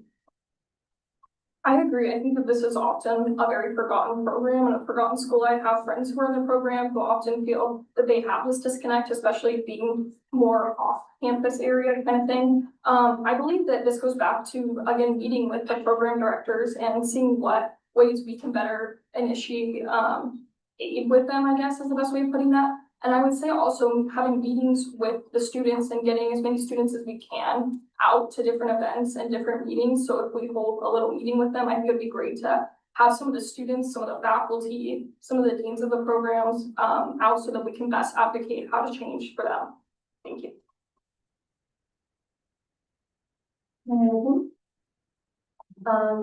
Question. I think that it's really important to get a really good understanding of the students in that community. So probably taking surveys and being collaborative, a very transparent way to gain a lot of insight from the people actually in those areas. So just like that. Thank you. And I'll do a quick time check. So candidate Goodman, you have 2 minutes and 53 seconds left for response time, and I believe you have 3 minutes and 37 seconds. Are there any more questions? Senator Gibb.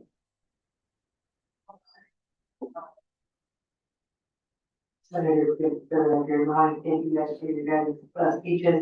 Both of you guys have been really involved on campus, which is fantastic.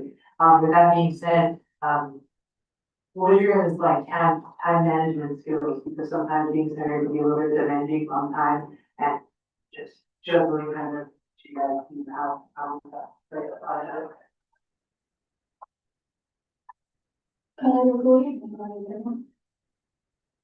I think with being in all the different organizations, you have to effectively communicate and be consistent within the works that I'm in right now. It helps create a good guideline as to how to approach everything with calendars and just notifications for reminders. I think also just communicating with the board members and people around you is a great way to be effectively determine what times that you have to put into each thing.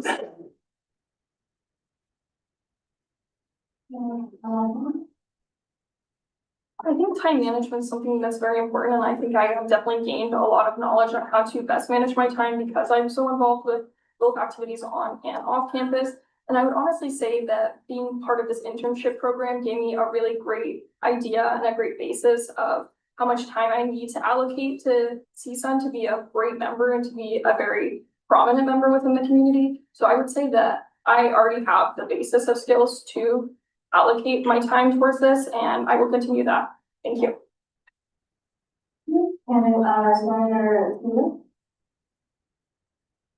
Senator Taylor, for the record, I too am very impressed with both of your speeches. I appreciate your words. I do want to know, since the election was just in a little month ago, is there a reason you didn't put forth a campaign for the position within? Was the director for both? Both. Then candidate Goodman. My original want to join the internship program was so that I could get more of a knowledge and a basis of all the different branches within CSUN. I wanted to learn more about where I wanted to join and what best felt like the best appropriate fit for me and my time. And after the internship program, I was able to gain that knowledge. And so I originally did not run for senatorship because I wanted to do the internship program rather to gain this knowledge. And through that program, I was able to come to the basis of wanting to run for Senate now. Thank you. I think, with me specifically, after my term as a peer mentor and just hearing all the mentees' difficulties within feeling disconnected and unheard from their resources, it made me, I guess, a motivation just to, be proactive in that and be long-term in making a bigger impact for them. So that's how. Senator Leon. Senator Rios, for the record, I have two more questions. The first question is, after the overview, how will you make sure students know what you're working on? And how will you stay accountable throughout your term with the role that you guys will have if being given this opportunity?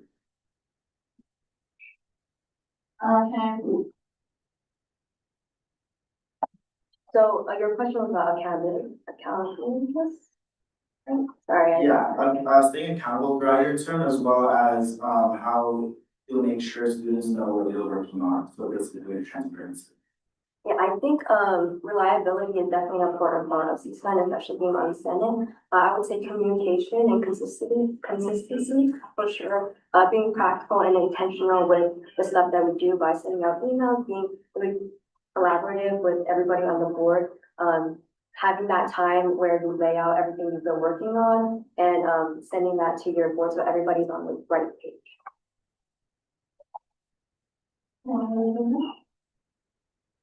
I intend to hold myself accountable the same way that I would for any club or organization or any other event that I was surrounded with on campus. I believe that it's important to show up and to be active in the speaking about different things. And so I would say that's how I'm going to hold myself accountable, is always showing up. And as for communication with our students, I believe it's really important to use the newsletters. I think that's a really great way of staying active and having the students stay active, because I know personally that I always read them as a student in my first and second year, and I think that's really important. And I'm also happy to send out any other emails or post flyers even around the different college areas about different I guess events or different things that we're doing to keep them active. Thank you.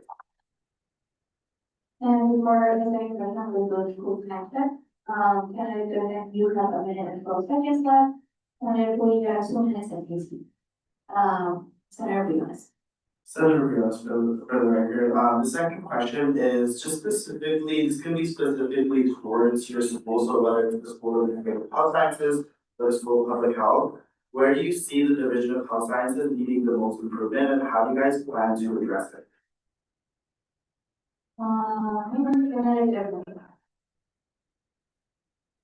I'm part of the integrated health sciences, and honestly, I think there's just a lack of knowledge and resources for the students. I would say that it would be really beneficial to provide more opportunities for students. Like, for example, there's the Harvard World Pre-Health Conference going on in March, and I think that that would be a really great event for a lot of students to know, since it's both virtual and in person. And I think health professions, career fairs would be great, alumni network panels. I think all those kinds of things to bring knowledge to the students would be really beneficial for them. Thank you.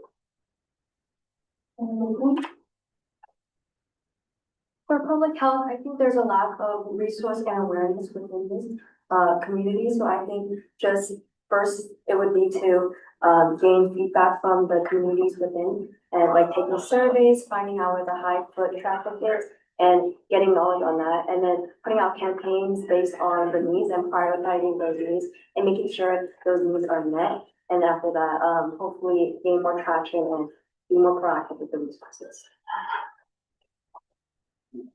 Thank you, guys. Are there any more questions or edits?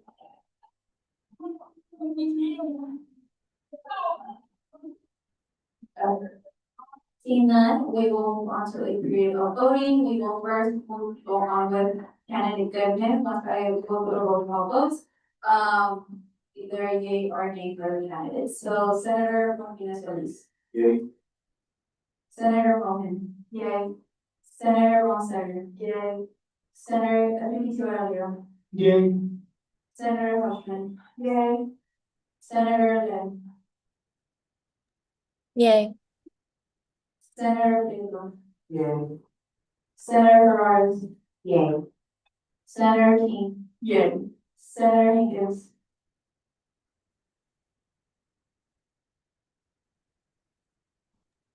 Was that me? Yes. Sorry, it cut out. Yay. Thank you. Senator Crosman.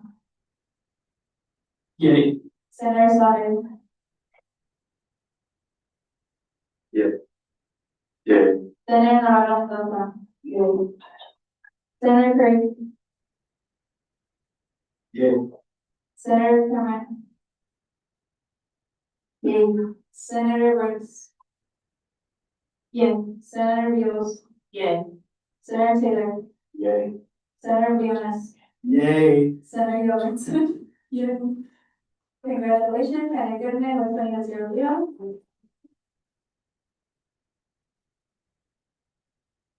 We'll move on with candidate Hui, again, yea or nay, going down roll call votes.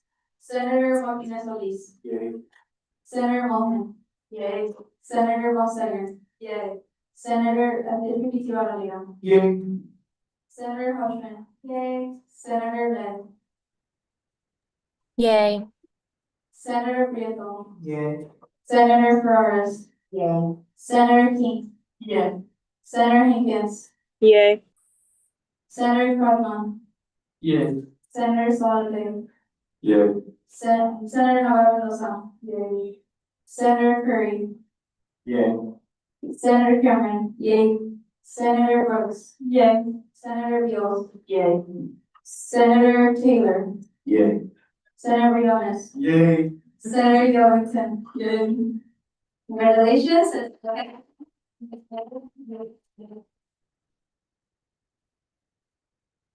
We will have you all get sworn in, so if I can have both candidate Goodman and candidate Hui step up, and then we will have one of our JC members swear you all in.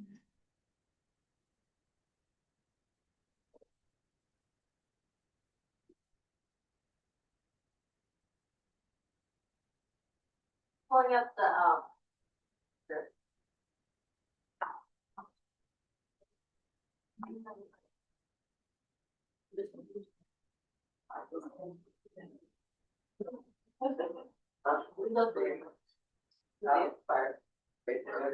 I feel like you did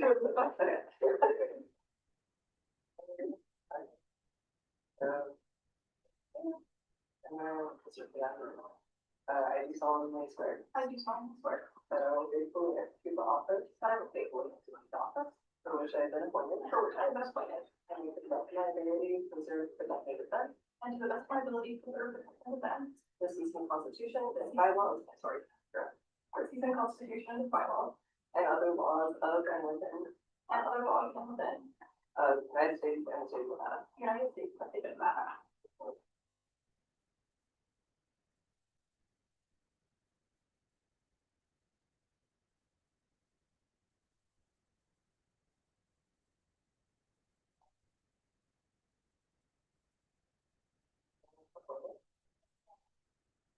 And will to the best of my ability.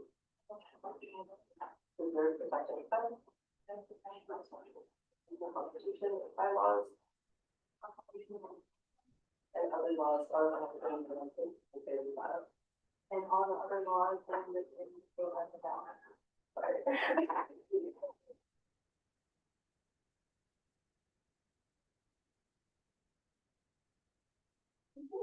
And with that, we have 22 senators seated, and our new majority is 12. So, just keep that in mind, and our 2 senators can join us, seated over here. Thank you. And now we will close agenda item.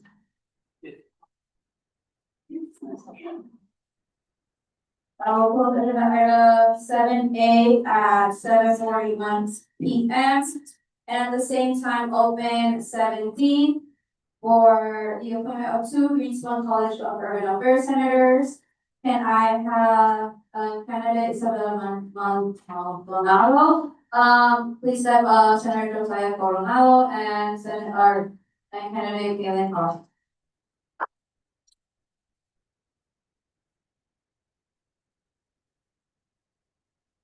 And it will be the same thing over here, where all candidates have 5 minutes for your speech. After those 5 minutes, we will go on to a period of discussion and question where you all have each 5 minutes to respond.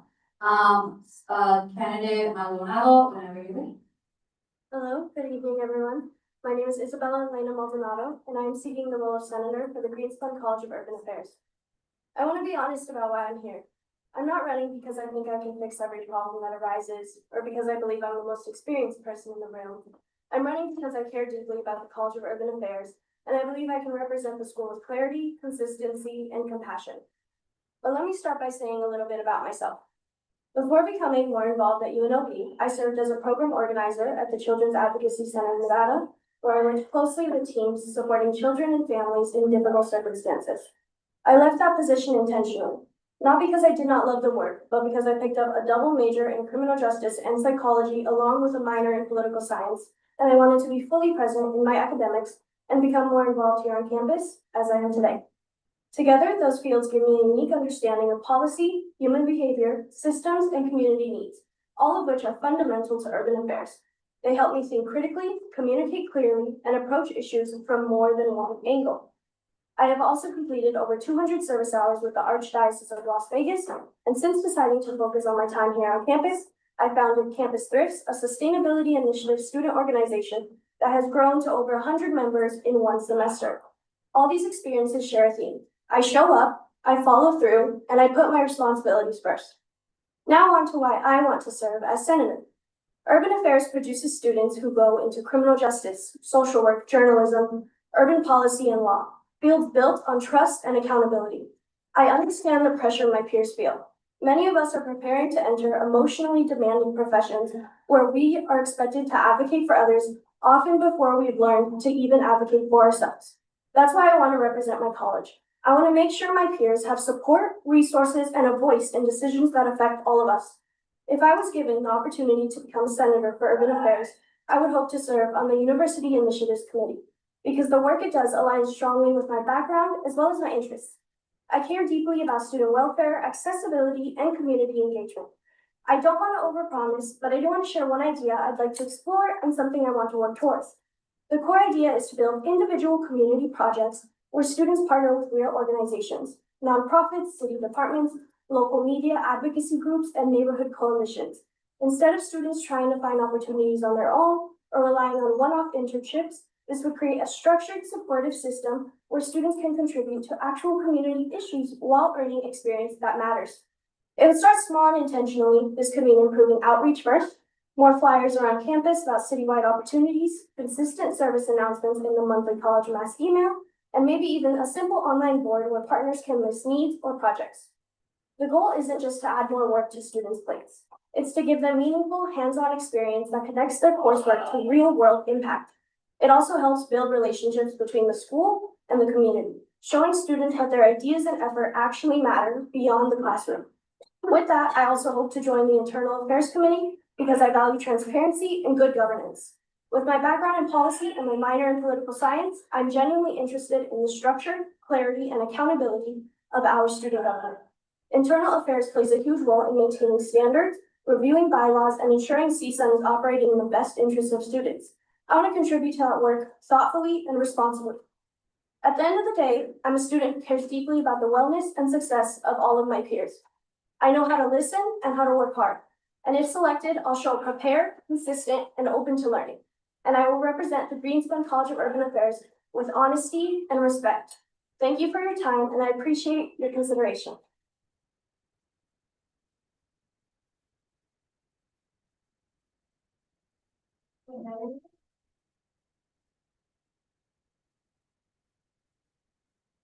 Good evening, CSUN.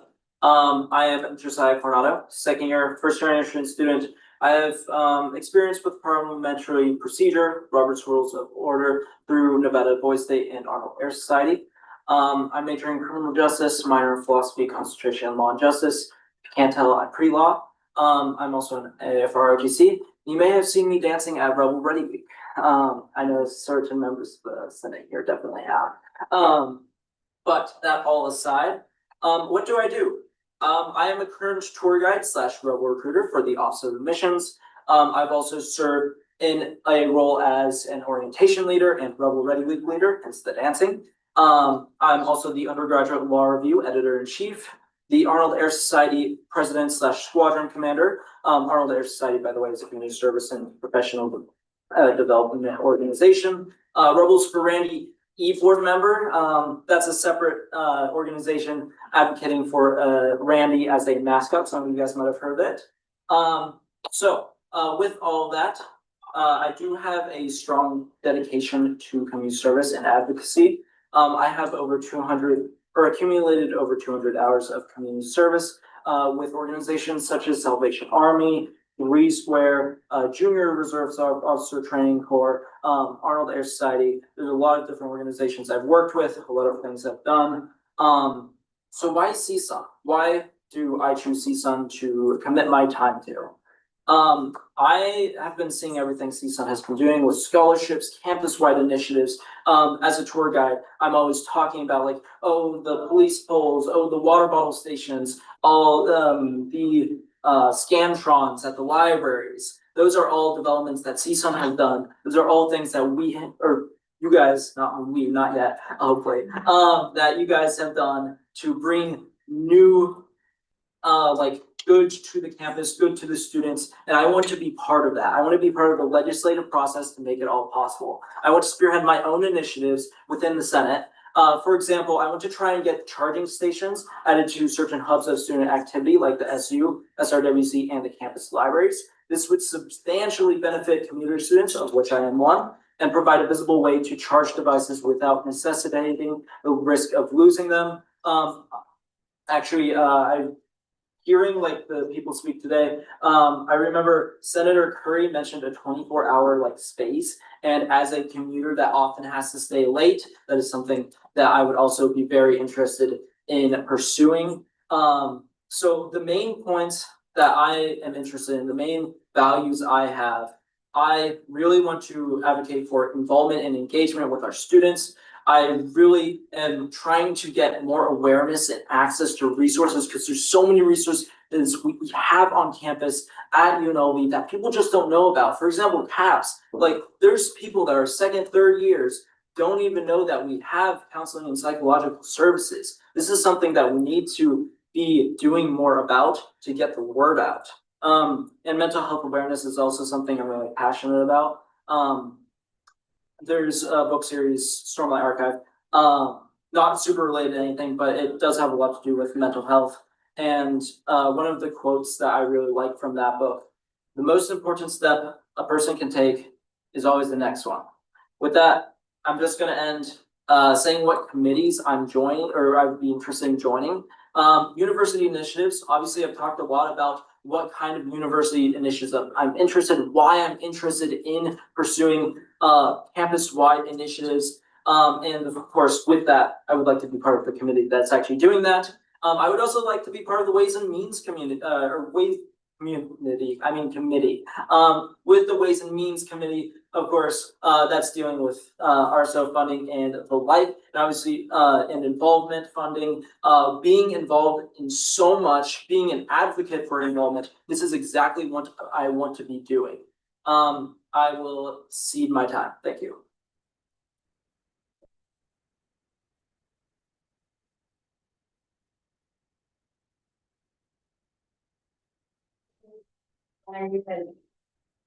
For those of you who don't know me, hi, my name is Caitlin Koss. I'm a second year criminal justice major and pre-law student, and I served as a senator for the College of Urban Affairs during the 55th session. I am involved in multiple pre-law RSOs, serving on some executive boards, as well as very active within the criminal justice spaces on campus. I love student leadership, dating back to being student body president in high school and serving on the Nevada Association of Student Council State Board as the Southern Region representative. For those of you who do know me, it feels great to be back up here. To start this off, before anyone asks, I would like to explain why I went this route of coming back to the Senate rather than rerunning for my seat in the election. I had decided initially to not rerun as my spring semester holds a very busy schedule, balancing an internship at the district attorney's office, an 18-credit course load, and a full-time job. I thought it would be unfair for me to return to the Senate if I could not give it 100%. I did not want to be the type of senator that just did the bare minimum for my college. Matters changed, however, when I realized after the Elections Commission's meeting that both the Senate seats in my college would be vacant. It is really important to me that somebody was speaking up for me and the people who were once my constituents. It felt like a moral duty of mine and a call to destiny that this is where I'm supposed to be. I reworked my course load, the days I would be at my internship, and changed my full-time status to part-time at my job to fit being a senator into my busy life, giving it 100% and far more than just the bare minimum. My time here doesn't feel done, and I know that there are more impacts and more work I can get done with another term that can positively benefit the student body and my constituents. During my first term, I was appointed in July, and just a week or two later became the vice chair of the Ways and Means Committee. At this point in time, I still didn't understand about open meeting law or Robert's Rules of Order, but I wanted to learn, and Ways and Means made me learn fast. I was writing legislation, taking meeting minutes, making motions, and forcing myself to be as active in the committee as possible. In this committee, under the leadership of Chair Curry, we were able to get through all of our RSO funding in early October. The highlight of this being the Ways and Means Marathon, a 7-hour meeting that I took 40 pages of minutes for. It became more than just funding RSOs, but actually joining them and attending their events. Doing things like this made me realize how big of an impact we each have as senators and made me start to rethink my decision to leave.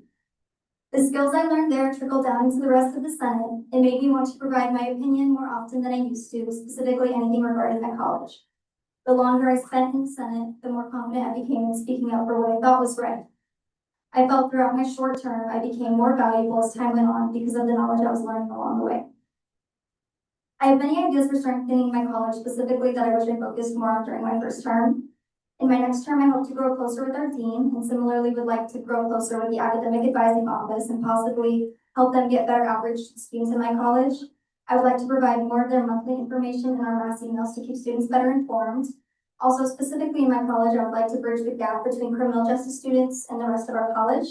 What's fun about urban affairs is not all the majors have a perfect correlation, but what sucks about urban affairs is that sometimes this causes disconnect. I would like to help the students find more of a sense of togetherness beyond just our first and second year seminars within our college. The two committees I'm interested in joining are Ways and Means and Internal Affairs. Ways and Means feels like a personal duty for me now. I understand the process inside and out and feel I can properly contribute to this committee positively. I would also love to go through the funding process again next fall with the new committee with the new operating policy. I would also like a change of scenery and would like to join Internal Affairs. I was interested in joining this committee last session, but it was full at the time. This session, however, per the agenda, it looks like it'll be the smallest committee, and I have a couple ideas brewing for some new legislation.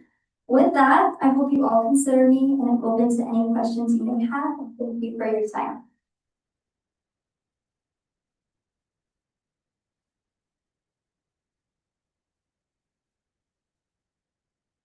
Thank you so much. Because this one is a little bit more different where we have three candidates going for the position of enhanced art, SBDT, or RHE.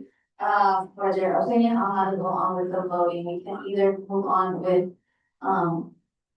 going along like the chair rounds where we do a possible elimination. And then the last two candidates get to go with try to vote for the majority votes. Or going in a process where each senator says the last names of all candidates they would like to vote. So if any would like to vote. What do you think? As we see I think both of them work, but I mean, either is fine, but I think that we should do the process mission so as to like hear more about if the top two move on, hear more what they have to say. If that makes sense. But I think both are fine. I do think that with the one word senators, get to the two and just one single round voting, you just miss my blood sugar, but we can, we still know, yours is. In terms of the record, the interpretation of the Constitution says it doesn't specifically states what the process would look like for multiple candidates. It does states that the Senate has the power to, appoint and elect new officers, but it doesn't have a specifically method of how to elect them. So as BD said, it could be either or, nomination, or we use what we do to the chairs. I think this could be, I think this could be up to you, Senate President. Nomination. So we will move on again. Our candidates, you all have 5 minutes each to respond to a series of questions. Either if the senators are asking a question for all candidates or individual ones. Our intern will be taking time for candidate costs, SPPT for our candidate Maldonado, and Senate Secretary will be taking time for candidate Coronado. SPPT. Okay. As please for the record, I would actually like to direct this question to candidate Comas. You mentioned that in your speech about the need to address the diversity of majors in college student affairs. As someone who has majored in college, I was actually curious to see if you would be able to name the 5 different disciplines that we have in college. You're asking for the 5 majors? Yes. Candidate Ross? Criminal justice, social work, communications, journalism, and urban studies. Thank you. Are there any more questions for the candidates?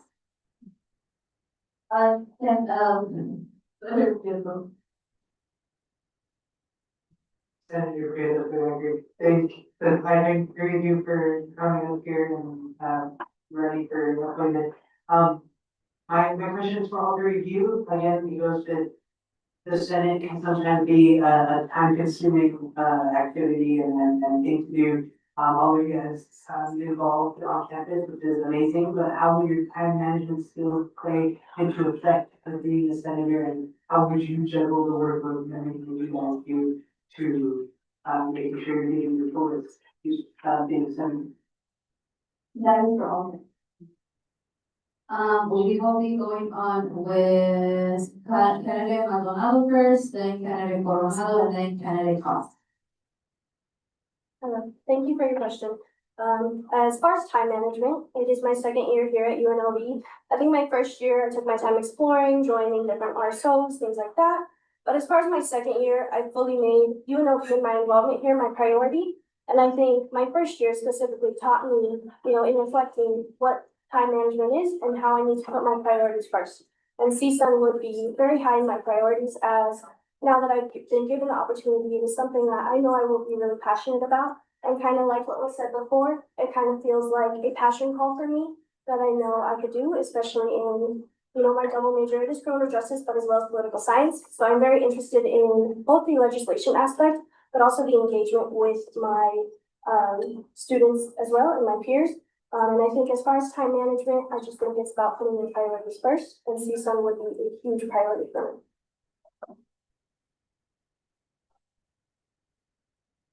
All right, thank you for that question. Obviously I've talked a lot about the different organizations I'm part of already, and I've been involved for many, many years, in high school, in middle school, and now. And this has all taught me a lot of time management skills, I'm not gonna lie. So right now, this semester, I actually take the bus. That's a 2-hour commute here and a 2-hour commute back. And I'm doing all the stuff I'm doing, taking bus in addition to that. This next semester, I'm expecting to have my driver's license. This means I'm gonna be able to drive to school. And that means it's gonna take like 30 minutes. This means I'll have an extra hour and a half times 2, so 3 hours of time to actually dedicate to CSUN every single weekday.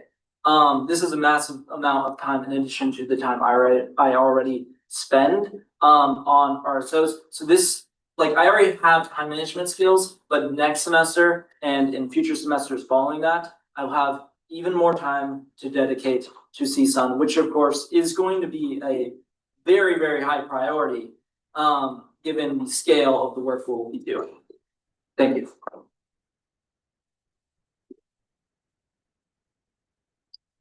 Thank you for the question, Senator Prieto. When I first joined CSUN, I had no idea how big of a time commitment it would be, but now with my experience of being a senator, I know exactly how much time I need to carve out in the week for it. I've made sure my Monday nights, my Tuesday nights, my Wednesday nights, my Thursday nights, all my evenings are free. And like I said, I changed my status at my job from less than 40 hours to down to like 25. So that gives me about 15 extra hours a week next semester. Thank you. Are there any more questions that are repeat? Senator King, for the record, as you all seem very involved on campus, through your involvement, what initiatives, either previously existing or hypothetical, anything that you would like to propose, do you think would benefit most, students? Or would most benefit the students that you interact with on campus? The first one will be is candidate cost. All right, so my favorite way, I guess, that I've experienced to impact students is really through RSO funding. So many of the students on campus are involved in RSOs, and even in the presentation earlier, our first presentation, she mentioned how students who are involved in RSOs like have a higher graduation rate. These people get super involved. Being in Ways and Means like really showed me that, and it made me go out to the RSOs more, it made me join more. And so I would just love to continue to do work with RSOs, continue funding them and support them in any way that we can, because it supports so many students from so many different backgrounds. And for the record, Senator Farrar is not really as moving on with candidate Coronel. All right. So I did already talk about one idea I had that would actually increase involvement on campus, and that is, of course, the portable charger initiative, or not portable charger, but the charging stations initiative, which of course would allow commuter students to be able to stay on campus longer because they're able to actually keep their stuff charged. Personally, I've had times when, oh, I forgot my charger, oh, I forgot my backup portable charger, oh, I forgot to this and this, oh, I forgot to charge my phone last night. There's various instances of like things that can happen to anyone. Like I've had students in my orientation groups, in my Rebel Ready Week groups that have had this happen to them. And it's so difficult to stay on campus when you have to worry about this kind of thing. So I think any initiative in that realm, whether it be the one I proposed, or even like just a 24-hour area where you have like charging spaces, like a space to actually work, anything that allows and is more conducive for students to actually, or community students to actually stay on campus for longer, will lead to more engagement and involvement within the campus community. And candidate Maldonado. Firstly, thank you for your question. And one thing that I think needs to be a big point that needs to be hit on, which is actually something that you brought up earlier, is engagement and communication to students and different resources that they have that they can use. So one thing with RSOs, I believe RSOs are very big in UNLV, and it's important to get students involved, is to send out more information and to get more information to students much more clearly. Whether that be sending out more emails, whether that be having more formal or informal communication with students, more posters, more things like that, more people on, the free speech runway talking about students' resources, things like that. I think it's very important to just keep engagement with students, because I think a big issue and something that I felt last year, not being in CSUN, not being super involved with student government, was that I didn't know a lot of the resources that I had, and I know a lot of freshmen just like me didn't know a lot of things, and they had to figure it out on their own. And that's the thing that I think is very important for students to know more of. So things like speaking to POLA teachers, to GSC 100 teachers, and getting them to give them these resources, whether that be creating links for these teachers to use to inform students. I think overall engagement and having people know their resources and their opportunities and people they can go to if they have questions is extremely important.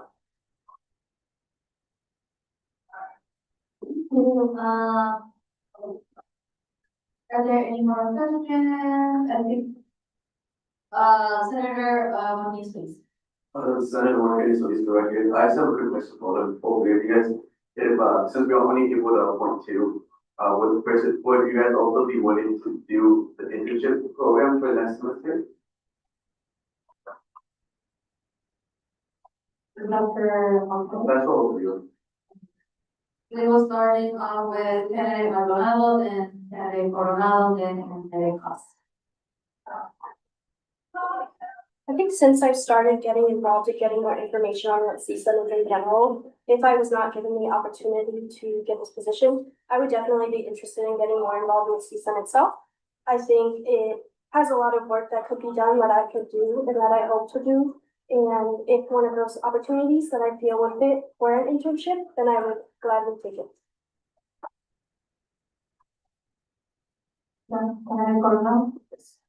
Alright, so yes, absolutely. I from this year, I've learned so much, just more about CSUN, more about what we, like you guys do here.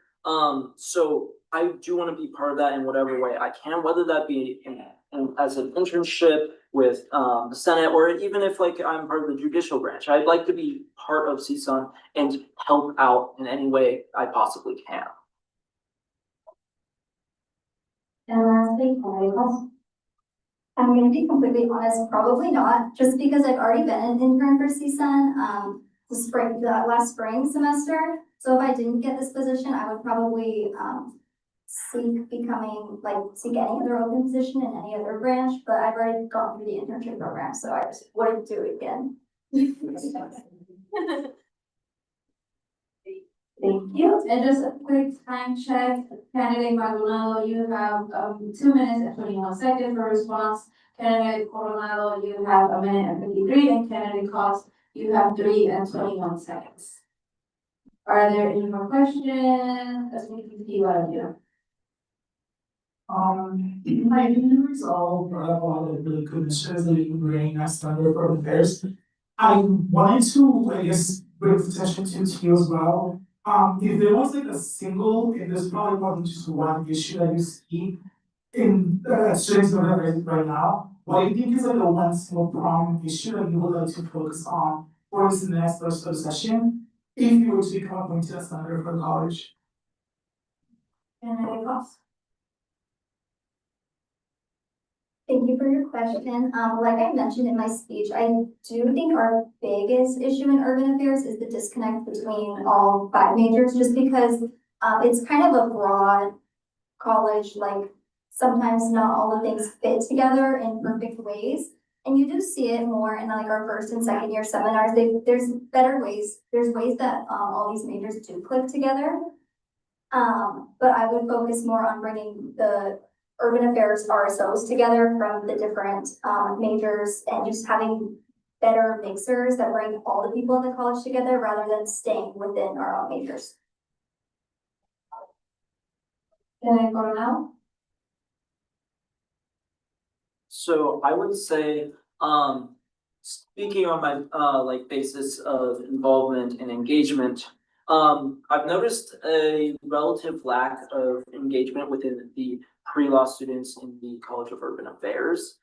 This of course does contribute to that disconnect, given that they're not as involved, meaning that they're not interacting with the other majors within the criminal justice, not criminal justice, within the urban affairs space. So I think maybe just trying to advocate for engagement for pre-law, because of course with pre-law students, we're really concerned with our GPAs and making sure those stay high, but it's also important, especially with the increasing difficulty of getting into law school, with grade inflation and stuff like that, that we actually get more of a focus on extracurriculars, because those are what differentiate us. So I think it should be a good process to start advertising, like, hey, make sure to get involved in extracurriculars, get involved in any way possible. Because not only will that benefit the pre-law students in just like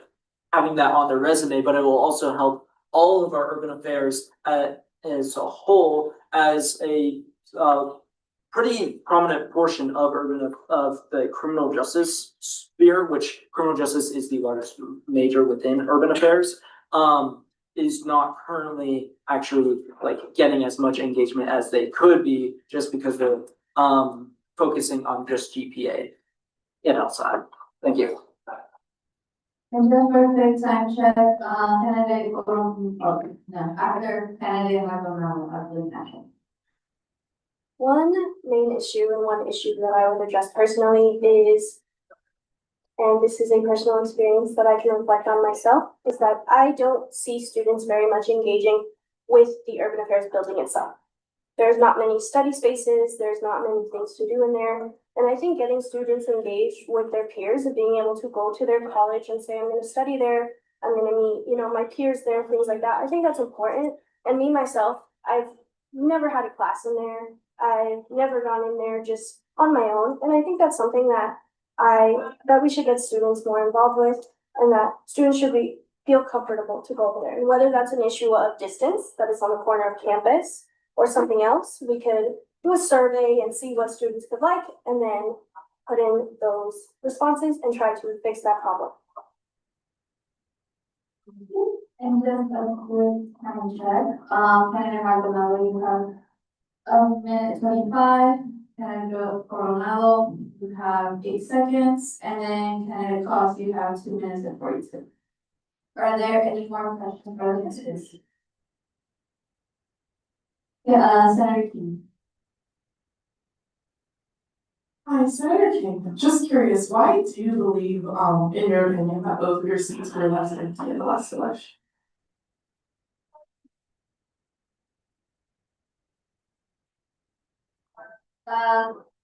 Candidate Cost, you always start it off, and then candidate Coronado, then candidate Maldonado. Thank you for your question. That's a really good question. I didn't even think of that. I think the nature of urban affairs is a lot of people look for extracurriculars that are very, major specific. So for example, like people in journalism look to the Scarlet and Gray, people in criminal justice, whether it be like a cadet program or it be a pre-law program, they look towards those things. And I just think maybe they didn't think to do it. I know that the election prior to this, there were 4 people up for 2 seats. I was genuinely shocked when I saw that there was only 1 person going up for it. But I do think that it can mainly be explained by people doing extracurriculars and joining RSOs that are very specific to their major rather than broad. Involvement awareness, 8 seconds.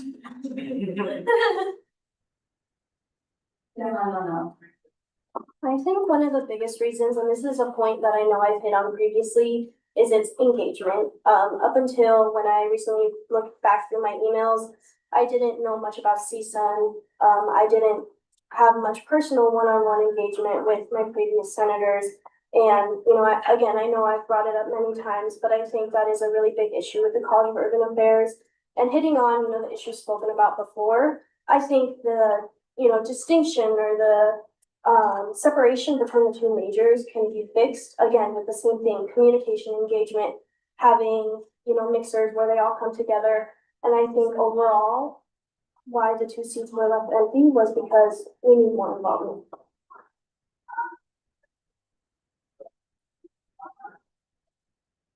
Are there any more questions or discussion? We will go down to a roll call vote, so similar to chair appointments. You all will have to say a last name of who you are voting for. The person with the least votes will be, eliminated, and then from there, we will move on to carry out a voting. A voting, for a candidate to reach majority to be able to be, a senator. So, Senator Martinez Solis.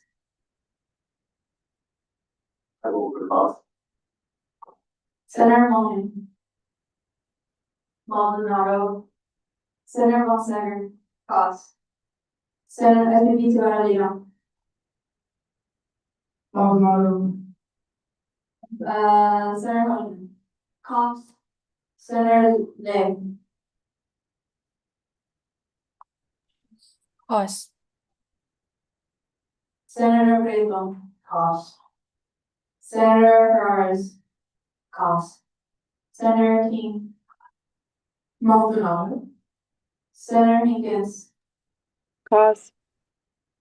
Senator Bregman. Cost. Senator Side. Cost. Senator Navarro Mendoza. Maldonado. Senator Curry. Cost. Senator Cameron. Cost. Senator Brooks. Cost. Senator Beals.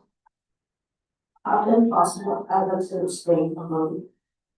When we use it for voting, we try to do it previous to the whole discussion. Now that we are in voting time, we. Okay, thank you, Maldonado.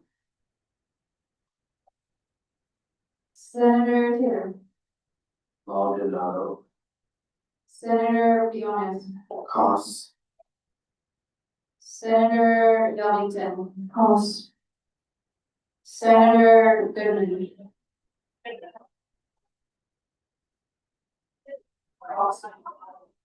Cost. And Senator Puig. Cost.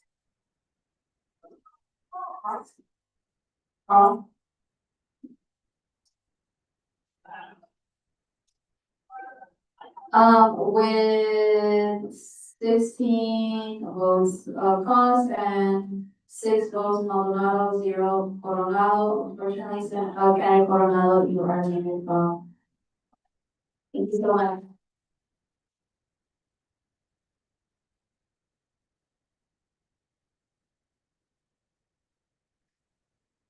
Does anyone have any more questions for the candidate? Seeing none, we will move on to a period of roll call votes. Again, we will go on with. We will start off with a voting for Senator or Maldonado, either yay or nay. Candidate, Senator Martinez. Yay. Again, this is just for candidate Maldonado. Senator Mohan. Yay. Senator Bonsager. Yay. Senator Tibaralino. Yay. Senator Hodgman. Yay. Senator Lynn. Yay. Senator Prieto. Yay. Senator Flores. Yay. Senator King. Yay. Senator Higgins. Yay. Senator Cromwell. Yay. Senator Sade. Yay. Senator Navarro Mendoza. Yay. Senator Curry. Yay. Senator Cameron. Yay. Senator Brooks. Yay. Senator Beals. Yay. Senator Taylor. Yay. Senator Briones. Yay. Senator Darlington. Yay. Senator Goodman. Yay. And Senator Puig. Yay. Okay, congratulations with the 22 to 22, you are a senator now, and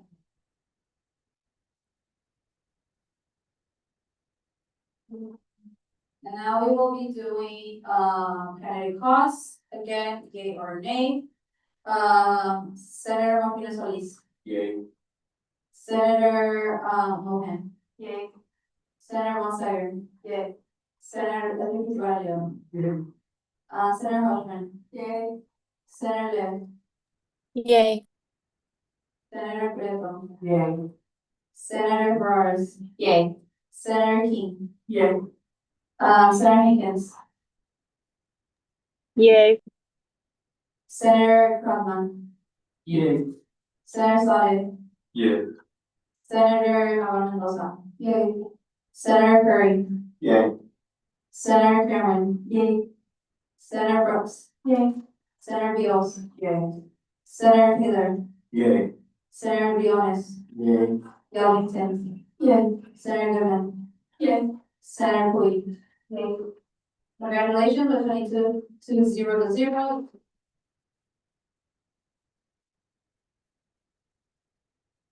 With that, actually, we will swear you all in. Our JC member will swear you in. We will get we all proceed. And it can be both at the same time. I do solemnly swear I do solemnly swear that I will faithfully execute that I will faithfully execute the office for which I have been elected the office for which I have been elected and will to the best of my ability and will to the best of my ability preserve, protect, and defend preserve, protect, and defend the CSUN Constitution, the CSUN Constitution, its bylaws, bylaws, and other laws of and within and other laws of and within the United States and the state of Nevada. the United States and state of Nevada.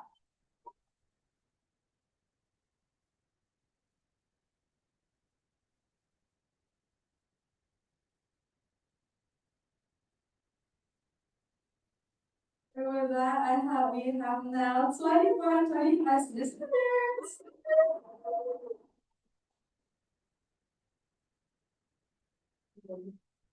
So I will now close the agenda item at 8:23 p.m. And as I was saying, time, open Senate committee reports. Checker. Well, Senator, congratulations for sending you all. Updates from the committee. So we'll be having a Ways and Means meeting on Tuesday, December 2nd. So we there be square. We have some IBA stuff, vice chair appointments and budget reallocations. This is for meeting. If you're interested in joining the committee, I will be posting the agenda after this one, so just keep checking, I'll make sure to put your name off the agenda. Or, scratch that, it's first. Any questions for the idea stuff or so, just email me, shoot chat me, or that's all I have. Can you, give the date and time for your meeting, and for all your example? December, Tuesdays at 6 p.m. Thank you. Do you have anyone else? Hello everyone, I just wanted to congratulate all of the senators as well. I'm excited to be working with all of you, but some updates that I have regarding scholarships and grants committee is that I have just been working on department outreach. I'm currently in contact with several departments that have scholarships, and I just have meetings scheduled to discuss marketing collaboration and how we can support their efforts. I also have marketing department updates within CSUN, and I met with them in terms of what material they've been working on already previously with our previous chair, President Martinez. And right now we're just kind of focusing on a video that we're going to be filming before break for all of the new committee members. That is going to be a committee introduction of the scholarships grants committee as well as an overview of scholarships, and committee members will be appearing in the video. And aside from that, some reminders are that I did send out an email regarding scholarships and grants tabling for next week. It'll be December 2nd and 3rd from 10:30 a.m. to 1 p.m. On CHP Walkway. So if you are available either day, I split it up into hour shifts. These also are approved as November outreach hours if you guys are already on the outreach hours. And the purpose of this is to kind of just promote our scholarships before they open up after we get back from break, as well as handing out brochures that we have made and answering any questions that students have towards scholarships. And I also, in the report, in the drive, there was a link to the sign up sheet for, filling in that email. And I also wanted to have a committee meeting update, so, I will be changing committee meetings from, 6 p.m. to 5 p.m., so it's gonna be every Wednesday, at 5 p.m. And, just so they don't run too late into the evening, and if this new time doesn't work for you, I recommend switching committees if possible, but it should still be a good time, especially because the classes are usually done. But, please keep an eye out for your emails for more information, sometime tonight. But other than that, Okay, thank you. Chair Gross. Chair Gross, for the record, congratulations to all 4 of our new senators. I'm very excited to be working with you, especially those who expressed interest in joining internal affairs. I met with Deja last Friday and laid out my plans for the upcoming semester and the session. Over the winter break, I plan to dig deep and prepare all of the committee work that I'm planning out for the first half of the session.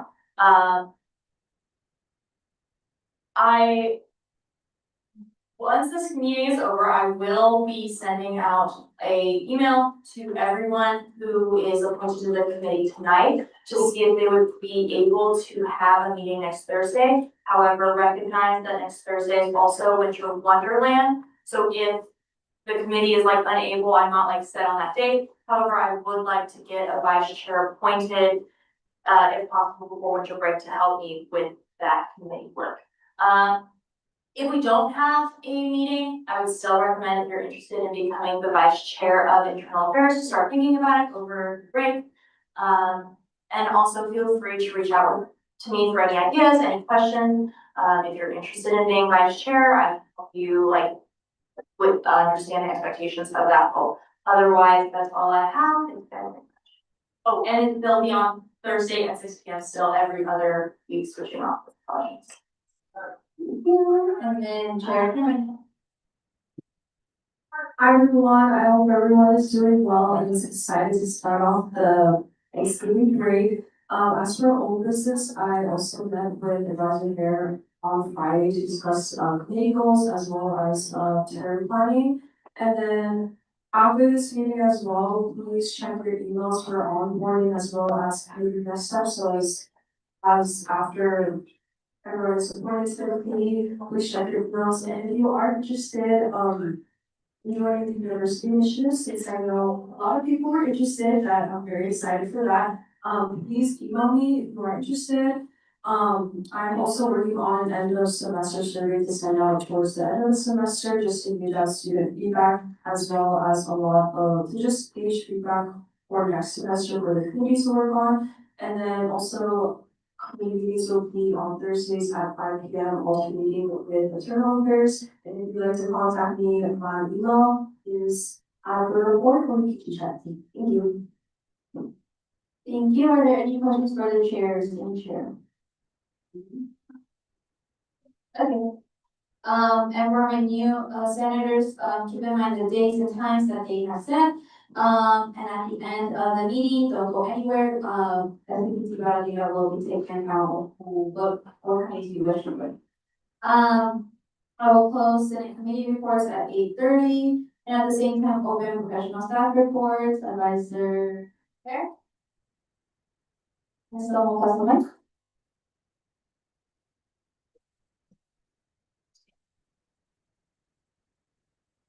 All right, good evening, everybody. Happy week 14.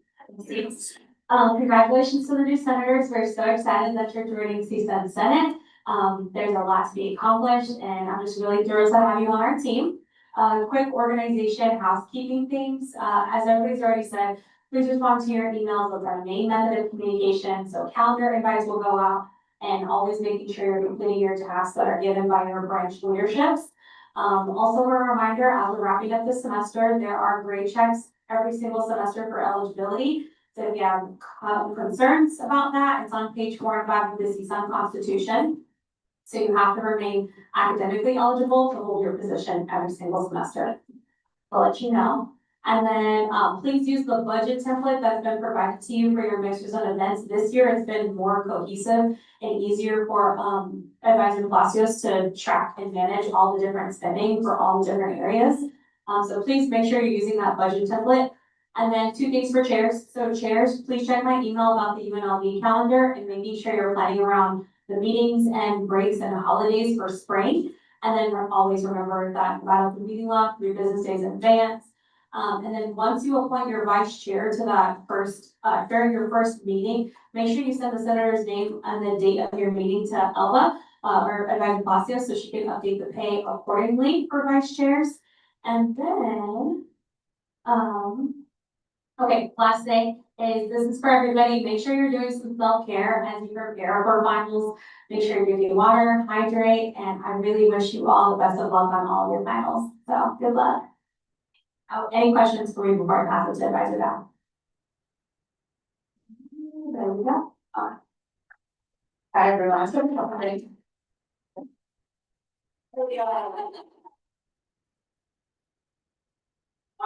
want to echo that congratulations to our 40 senators. I'm very excited to get to know you and see all the great things you're going to do in CSUN. A couple reminders. Okay, so we've gotten some feedback from the SIA front desk that we're too loud. I'm not gonna lie. Sometimes when they're at the desk and they're trying to help people, there's a lot of noise coming from the CSUN hallway and it's louder than what they're trying to do at the front desk. And I don't want us to have to start closing that door because I don't want us to have that separation from the info desk, but the front desk really needs to be able to conduct business. They really need to be able to interact with people as they're coming in, hear phone calls, etc. And we're getting some feedback that we love how much you love being in CSUN. We love how much you love being with each other, but we also want to make sure that the front desk can get their work done. So if you're having a fun time, just be cognizant of the noise that's being made. Just something to pass along. Okay, for anyone who's here from the executive branch and senators who are not new as of November 1 or later. So our returning senators and our individuals who are here from the executive branch, I need you all to stick around after the meeting. I have a form I need you to fill out. So if you can stick around, I need like 10 minutes of your time. After the meeting, after we get cleaned up, after we do all the things that the Senate President needs us to do, I need 10 minutes of your time. I think that's my announcement. Any questions? Thank you. And for the record, senators, I went for conflict of privilege at 8:33 p.m. I will close for the staff reports at 8:34 and same time open liaison reports at 8:50. As concluded for the record, my report is also in the drive. It changed you guys' designs completely different. Okay. So chair training is tomorrow from 4 to 5:30. Please be there on time. And for all chairs, somebody mentioned it, but just in case, please make sure to send out an email to your hopefully newly appointed committee members. And yeah, be there on time tomorrow. For all senators, first and foremost, welcome to our board, senators. I'm so lost to meet you. I'm gonna cry.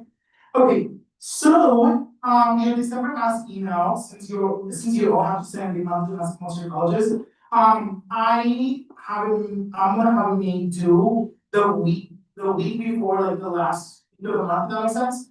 Technically that would have been due this Friday, but because of Thanksgiving break and whatnot, I'm gonna make it due on Monday. And I want to send all of them no latest next Tuesday. So it should not be a super long one. So stuff that you want to include are your student office hours, any study week events that your college is putting on, or any December events in general. And then just like a little encouraging messages for your constituents about finals week.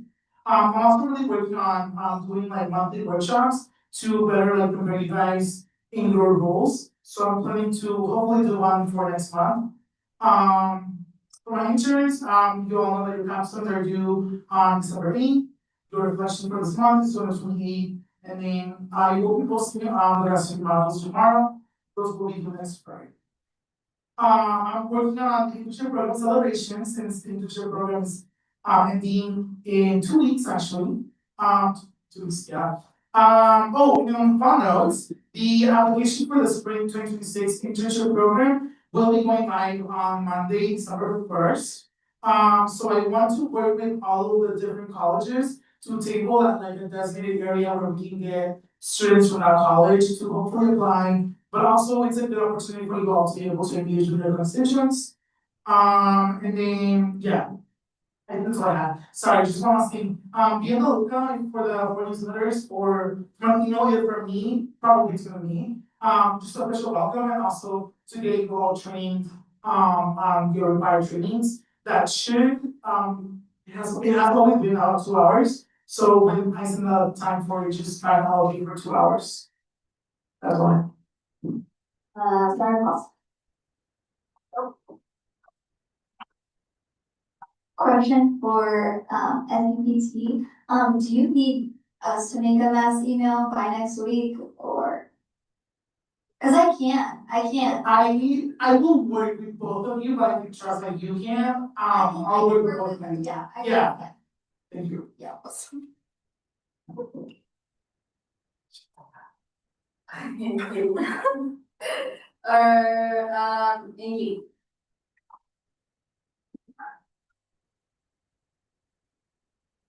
Hi, Adrian, for the record, I want to address this as fast as I can. First, as you can see earlier, said we have constitution training, lectures tomorrow at 4 p.m., 3 p.m. time. I'm gonna skip this one. Proficiency exams, I just want to remind everyone to please, even if you're newly elected or re-elected, complete your proficiency exam. I don't know if you're aware, but I have access to see who has completed, who has not. It's part of my responsibility to check those. You're supposed to complete it within 15 working days of your first day or when you have the oath of office. But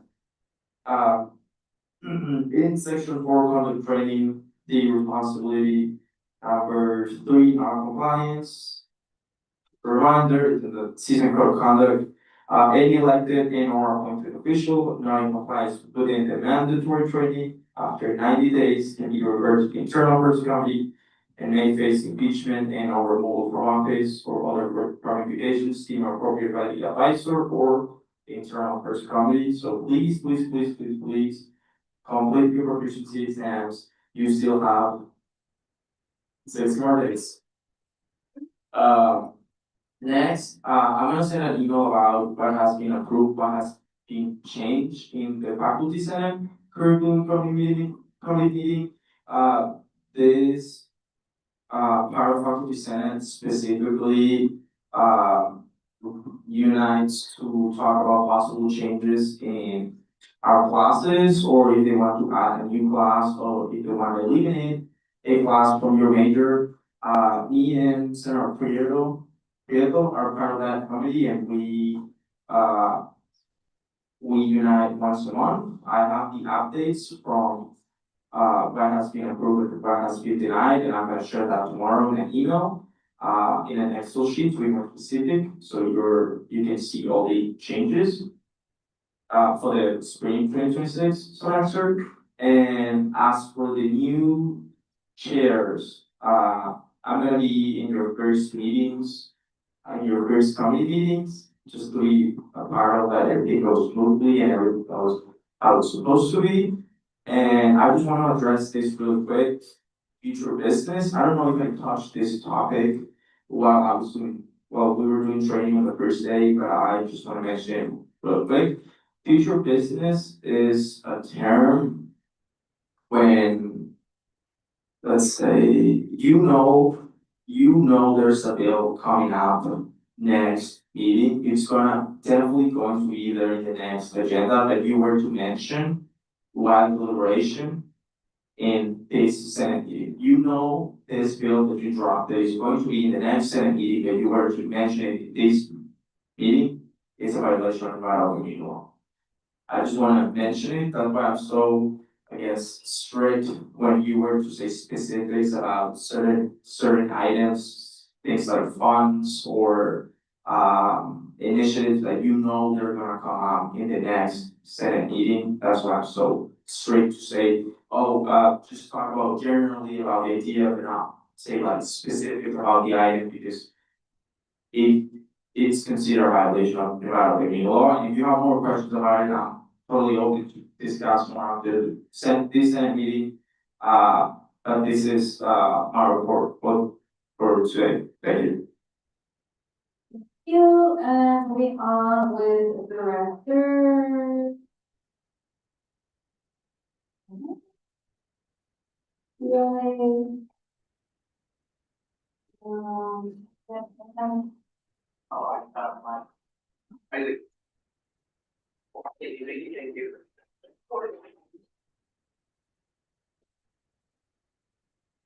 Hello, alright, so we had our town hall last week, very successful. We had Commissioner McCurdy, Tig, Regent Fernandez and Regent Brown come down. It was really great. They really loved it, especially Commissioner McCurdy. He was really happy to come back.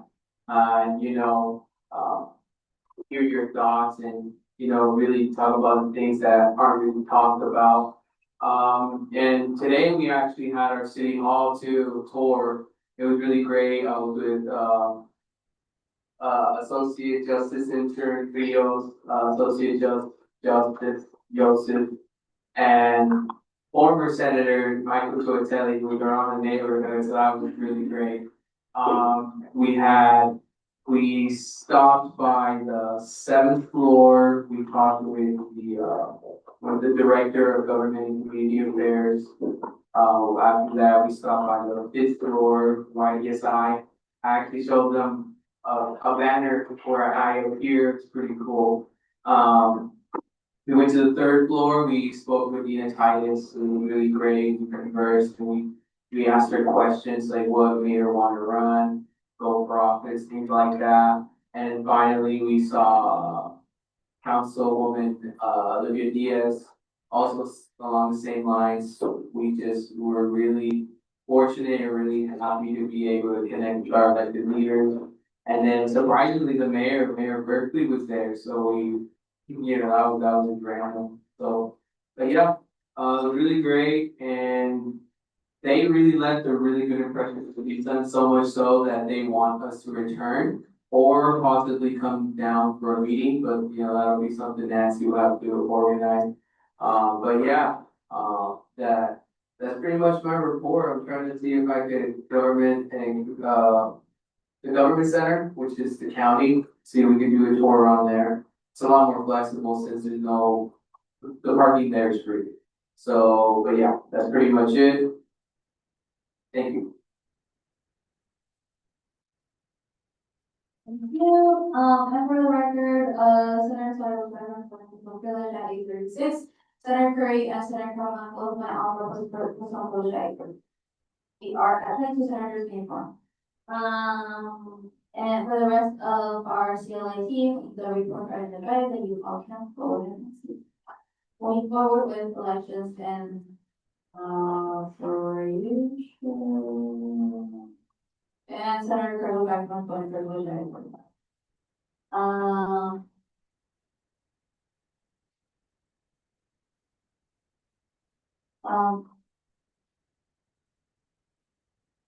Associate Director Blackman. Hello. I just want to say thank you to everyone that came to my Friendsgiving event. The only thing that I would say is a negative is during the planning, like the last couple days, it was a bit hectic. So I appreciate a little bit more support. And then, other than that, thank you to everyone that came, and specifically thank you to Nardos and Cadence for helping me out. Um, Boot camp will be on January 24th, 2026. It's mandatory. I'll be sending out an email sometime by the end of this week. So be on the lookout for that. And reminder, that's a Saturday, but it's mandatory. So, yes. And then I met with Deja and Nardos to begin the planning for spring boot camp. Oh, I'm sorry, banquet. Sorry. Um, for banquet, that's going to be on April 27th, 2026. And yeah, that's it. I'll be meeting with Deja this week. She sent me some emails, and I will meet with her in her office sometime this week. So, yes, that's it for me. Thank you, Associate Director Blackman, and like Associate Director Blackman said, the bootcamp is mandatory and it is for everyone from every branch. So with that in mind.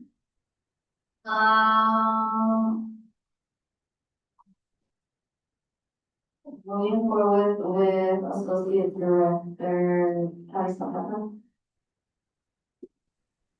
Hello everyone. So right now, I've been working on booking like most of the rooms for elections, executive elections.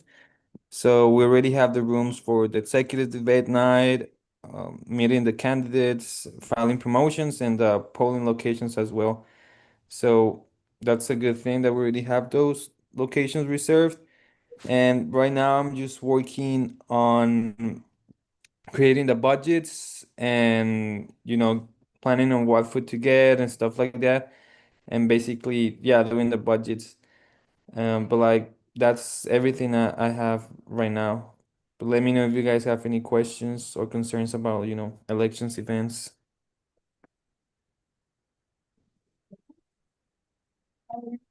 For the different,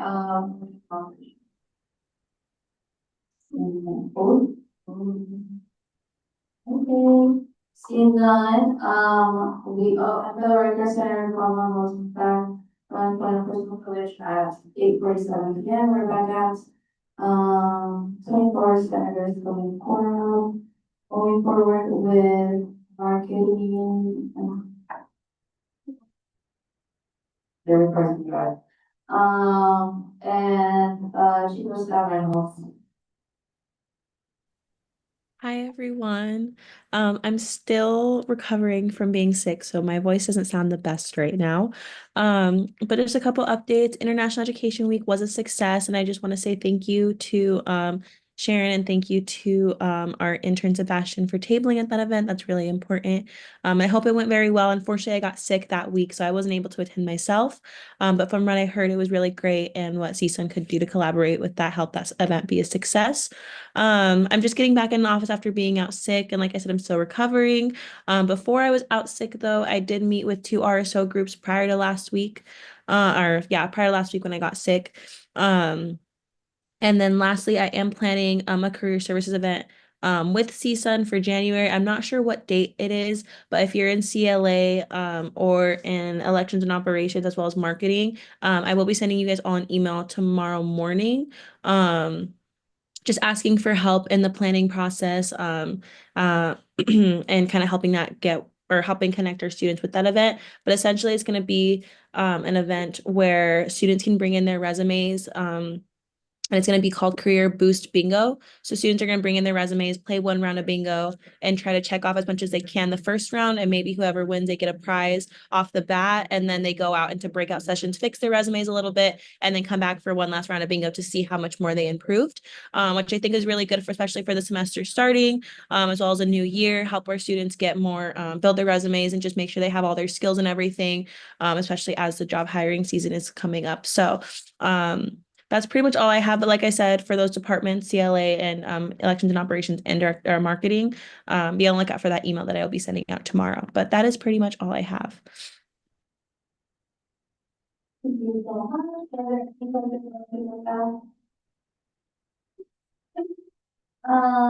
And then, the council.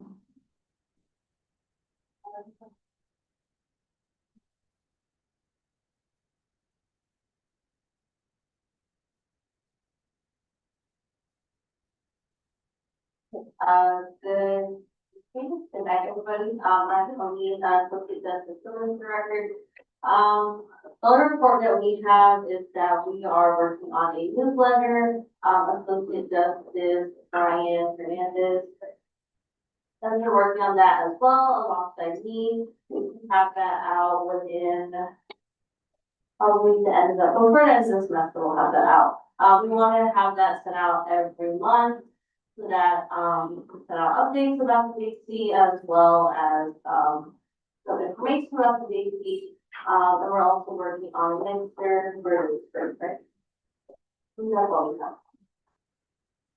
Thank you. Now close, the liaison reports at 8:51 p.m. and at the same time open executive reports. President Elizabeth. Hello, everyone. President of the for the record. My report is in the drive if you would like to read along with me. Just a few things. We had our monthly executive branch meeting today. We have this one last Monday of every month for Senate. If you would like to come, just go over some updates of what we're doing in the executive branch and some goals that we have for the next month. December 6th is coming up pretty soon. December 6th falls on a Saturday this year. But the university is hosting an event on that Saturday. You are all invited. It will be held at 10 a.m. Saturday, December 6th at the Donald C. Moyer Amphitheater. If you don't know where that is, it's literally right between Student Union and the bookstore. It's that nice green seated area. President Evie will speak. Princess Sharon and I are going to unveil a piece of artwork that CSUN and Rev helped to create with support of Ashley from SIA. So we will be talking a little bit, and then we also will have some faculty and other students speak as well. And then they will have a performance just to celebrate the lives of our faculty that we lost that day. So you all are invited to see there on Saturday right before finals week. But it would be great if we had some support there. Have some volunteer opportunities for you guys. I signed us all up for the President's Holiday Village.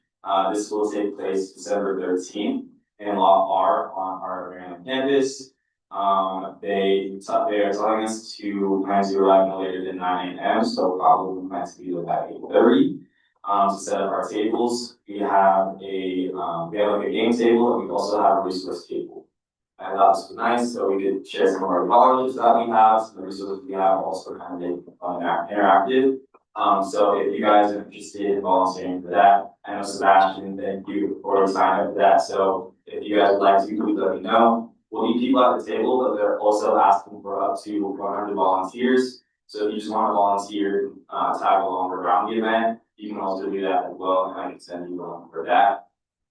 CSUN is also invited to be panelists for a event, which is super cool. They need just 2 students, so if you are interested, please let me know. It'll take place on December 12th from 9 to 10 a.m. They want you to arrive at 8:30, so leave by 8. They will have free breakfast for you guys, so if you are hungry that morning, they'll give you free breakfast.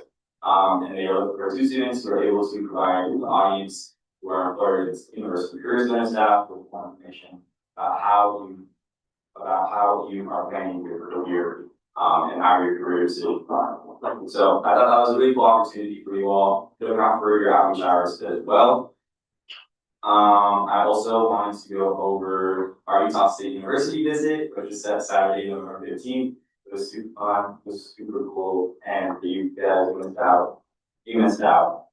It was a really fun exchange, and they were very hyper. I thought they were going to come in all serious, thought they were all going to come in suit and ties, and they were the exact opposite of that, and so I loved it. So I came in like, oh, we're no good here, we're teacher. And they were like, we do. So it was really fun, and I hope we get to do more stuff like that soon. So next time there's something like that, you guys should be there.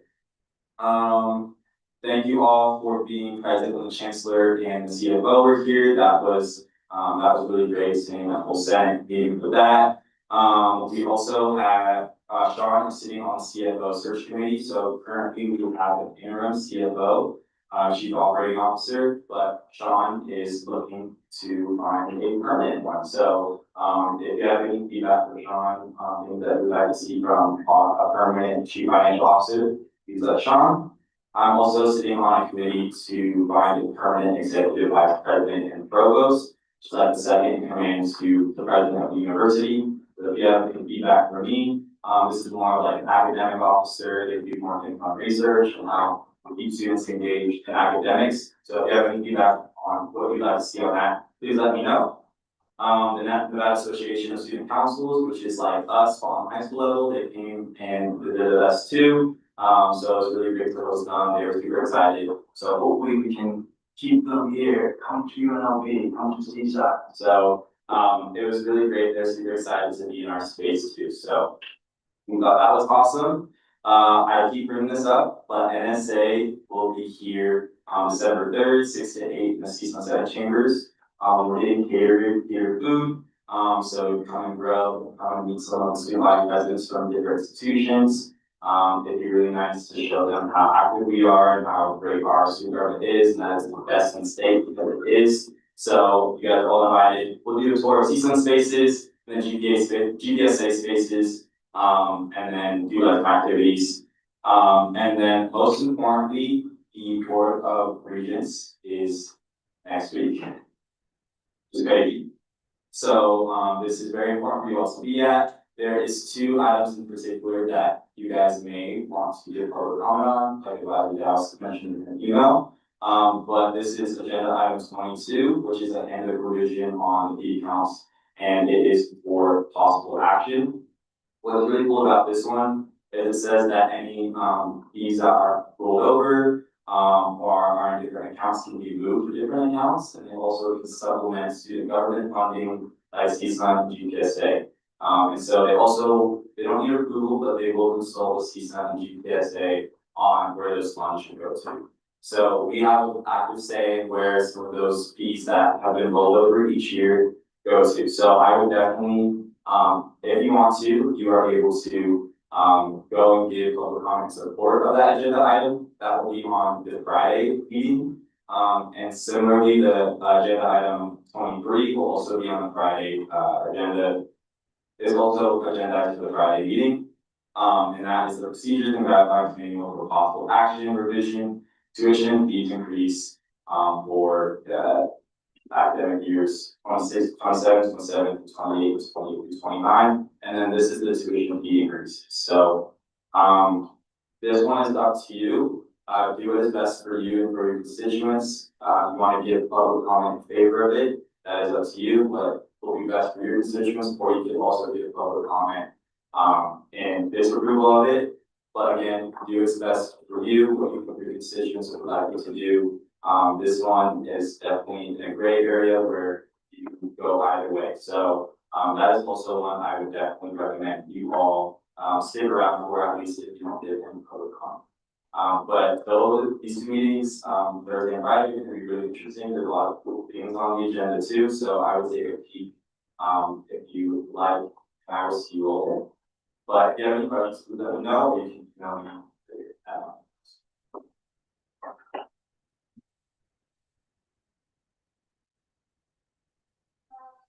My name is Vanessa. Hi everyone. I have a lot of updates. I just want to say happy Thanksgiving. Since this is only like a half week, directors, you're only required to do 1 office hours. And you still have to complete your outreach hours for the month. And then I do want to say thank you to Director Jesse that we did that very bad. His final day is December 1st because he's graduating. And he has done a lot for the department, so we're really happy for that. So yeah, thanks everyone.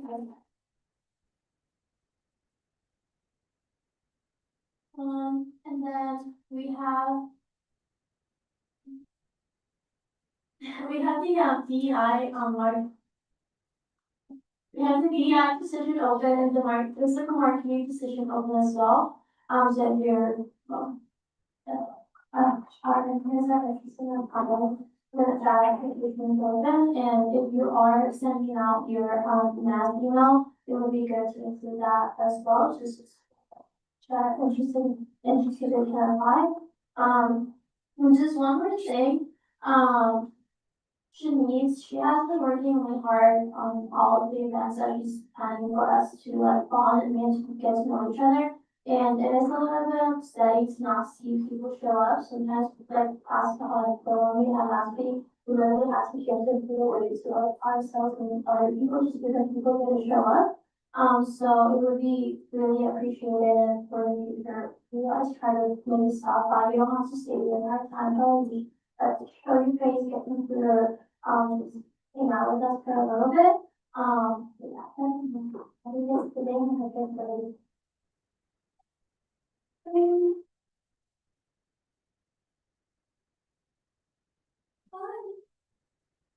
So, I'm sorry, but we won't be having a meeting during study week, so no meeting next, or yeah, next week. But we will be having one during final week. It is meant to be really short, and it is hopefully only 2 items. If you all want, you want to be online, I recommend you to be online. I don't want you to just come on campus if you don't have an exam that day or all that sort. If you want to best stay home, as long as you're online with your camera on, you are more than welcome to. Of course, I love, in person is, mandatory when we have our regular, but because it is finals week, I want to be lenient with you all in that matter. So hopefully it is short. Your average hours are actually now to December 5th because we do have other events coming up on December with Rebel Wonderland Tabling. They also count as our average hours and border regions. For 5th, if you just want to attend, take a picture that you were attending, sit down for quite some time, or be able to comment that all counts as average hours. And then, again, just because your office hours or this week is reduced, your office hours are only 1 hour this week, and normally I do, wait, I didn't write this down. But, one, if your schedule does not work around the committee's times that they need for, change committees. I do not want our chairs to be, negotiating a time and day for everyone to meet. That's how we, create quorum problems and then nobody can have, appropriate meetings. So what we're not gonna do is accommodate to everyone's schedule. You accommodate to your chairs. If your schedule does not work with them, you go to another committee. And then normally I have, I normally have a session where I do a center of the week, where I just put up edits. But normally this is just a way to recognize any center that did a little bit more, that, shined a little bit brighter. I know you all do a wonderful job. But this is just a way that we can recognize them and just give a little bit something. So this center of the week, I chose this one because one, he has taken initiative to pursue creating a mixer already. As well as sending out a whole mass email to their college to get their feedback on how they believe the increase is going to benefit them or any other opinions they might have. So just seeing this initiative just starting off fresh, especially because they're our new senator. I want to congratulate Senator of the Week is Senator Taylor.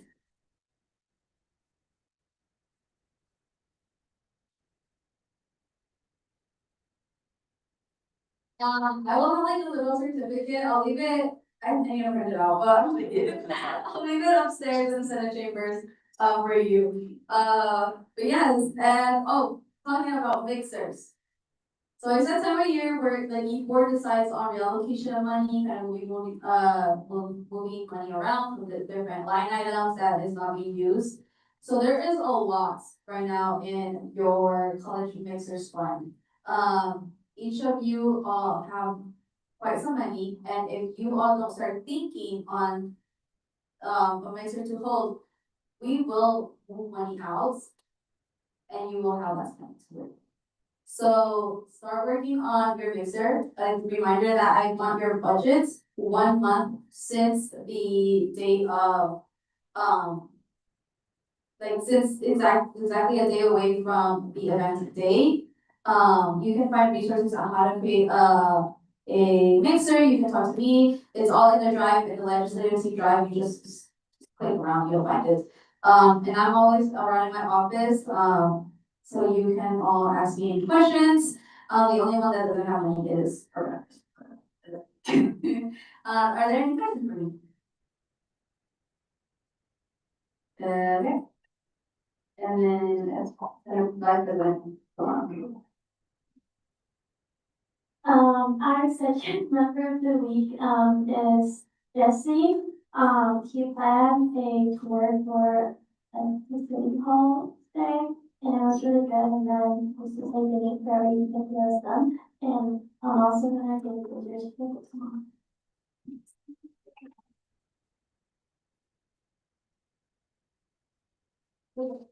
And if you have questions around how much money each year college gets for your mixer, just let me know and I'll let you know how much money your college gets.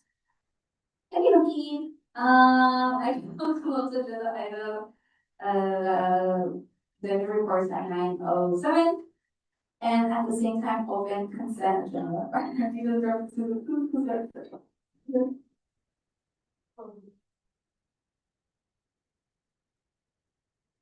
new to the gym, consent agenda, let's start it. Five C approval of university initiatives with member Senator Yellington, vice chair team, out of the name Senator Yellington. Motion? Yeah, it starts. Oh, Yeah. are there any other discrepancies? Senator Rose? I have Senator Cameron being listed as being put into the digital affairs or it's okay. Okay. Sorry, because it just always gets me too many names. Are there any more discrepancies? Okay, seeing none, we will move on to a voice vote on the approval of the consent agenda with, without Senator Yellington under approval of university initiatives. All in favor of approving, please say aye. Aye. Any opposed? Oh, yes, Senator Kaufman. So for Ratman for records, if it's possible, I wanna ask for fast break to the waste sample. Because of the times conflict, we'll treat it instead of the scholarship sample. Okay, so to strike out Senator Kaufman from approval of scholarship request? From scholarship sample to the example. Okay, so, we will strike you out from scholarships and grants, and then next meeting, we will put you under the. So, okay, moving on to, are there any more discrepancies? Yes, Senator Beal. If possible, I would like to be moved from scholarships and grants to university initiatives or like have my age period for scholarships and grants, because I also have the time on. Thank you. So we will be removing those who are changing committees, just come at the end, so you can take notes. Okay? Are there any more discrepancies? Okay. So, with all in favor of approving the consent agenda, please say aye. Aye. Any opposed? With a vote of 24-0-0, the consent agenda is approved. Now we have to, individually go under each of the ones that we took out, so we will be voting, so. We will be voting on the personnel. We'll just start ourselves, so listen here, young, because you guys can get the point. So, are there any questions for the appointment of you, Senator Yellington, under UI? Seeing none, we will move on to a period of voice votes. All in favor of approving Senator Yellington under university initiative, please say aye. Oh, all in favor of approving, Senator Yellington under university initiative, please say aye. Any opposed? Nay. So, with 024-0, it is 9, all in favor, we will be opening up Senator Beals under scholarships and grants, all in favor, or are there any questions? Okay, all in favor of approving Senator Beals and scholarships and grants, please say aye. Any opposed? Nay. Yeah, with the 0-24-0, the approval is denied. Then, once again, Senator Cronman under scholarships and grants point, to give one Senator or questions. Okay, all in favor of approving Senator Cronman under scholarships and grants, please say aye. And opposed? Nay. Thank you. By 0-24-0, the, comment is denied. Now. Okay, so now I will close consent agenda or. I will close the consent agenda at 9:12 and see that open public comments. All, this is time for public may come speak, members of public, you are limited to 3 minutes for your public comments, please, for your front any say, okay, say, any slanders, or defamation, paragraph down the resolution comment. When you come to the podium, please state your first and last name, as well as your last name for the record. Are there any public comments on the room? Are there any public comments via the telephone line? Seeing none, I will close public comments. 9:13. Are there any second commissions? Are there any second commissions? Okay. And at 9:13, I will open executive work submissions. Okay. Hey guys, I just wanted to promote, our Honors College Friendsgiving is tomorrow. It's from 6 to 8 p.m. It's in RL 101. You all are welcome to join. There'll be lots of food. You can just stop by, talk to everyone. It'll be super fun. We have like 180 RSVPs, so, it'll be packed in there. But yeah, you guys are all invited to join.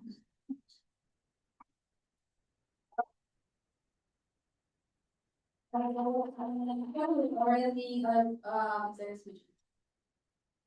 President Lula.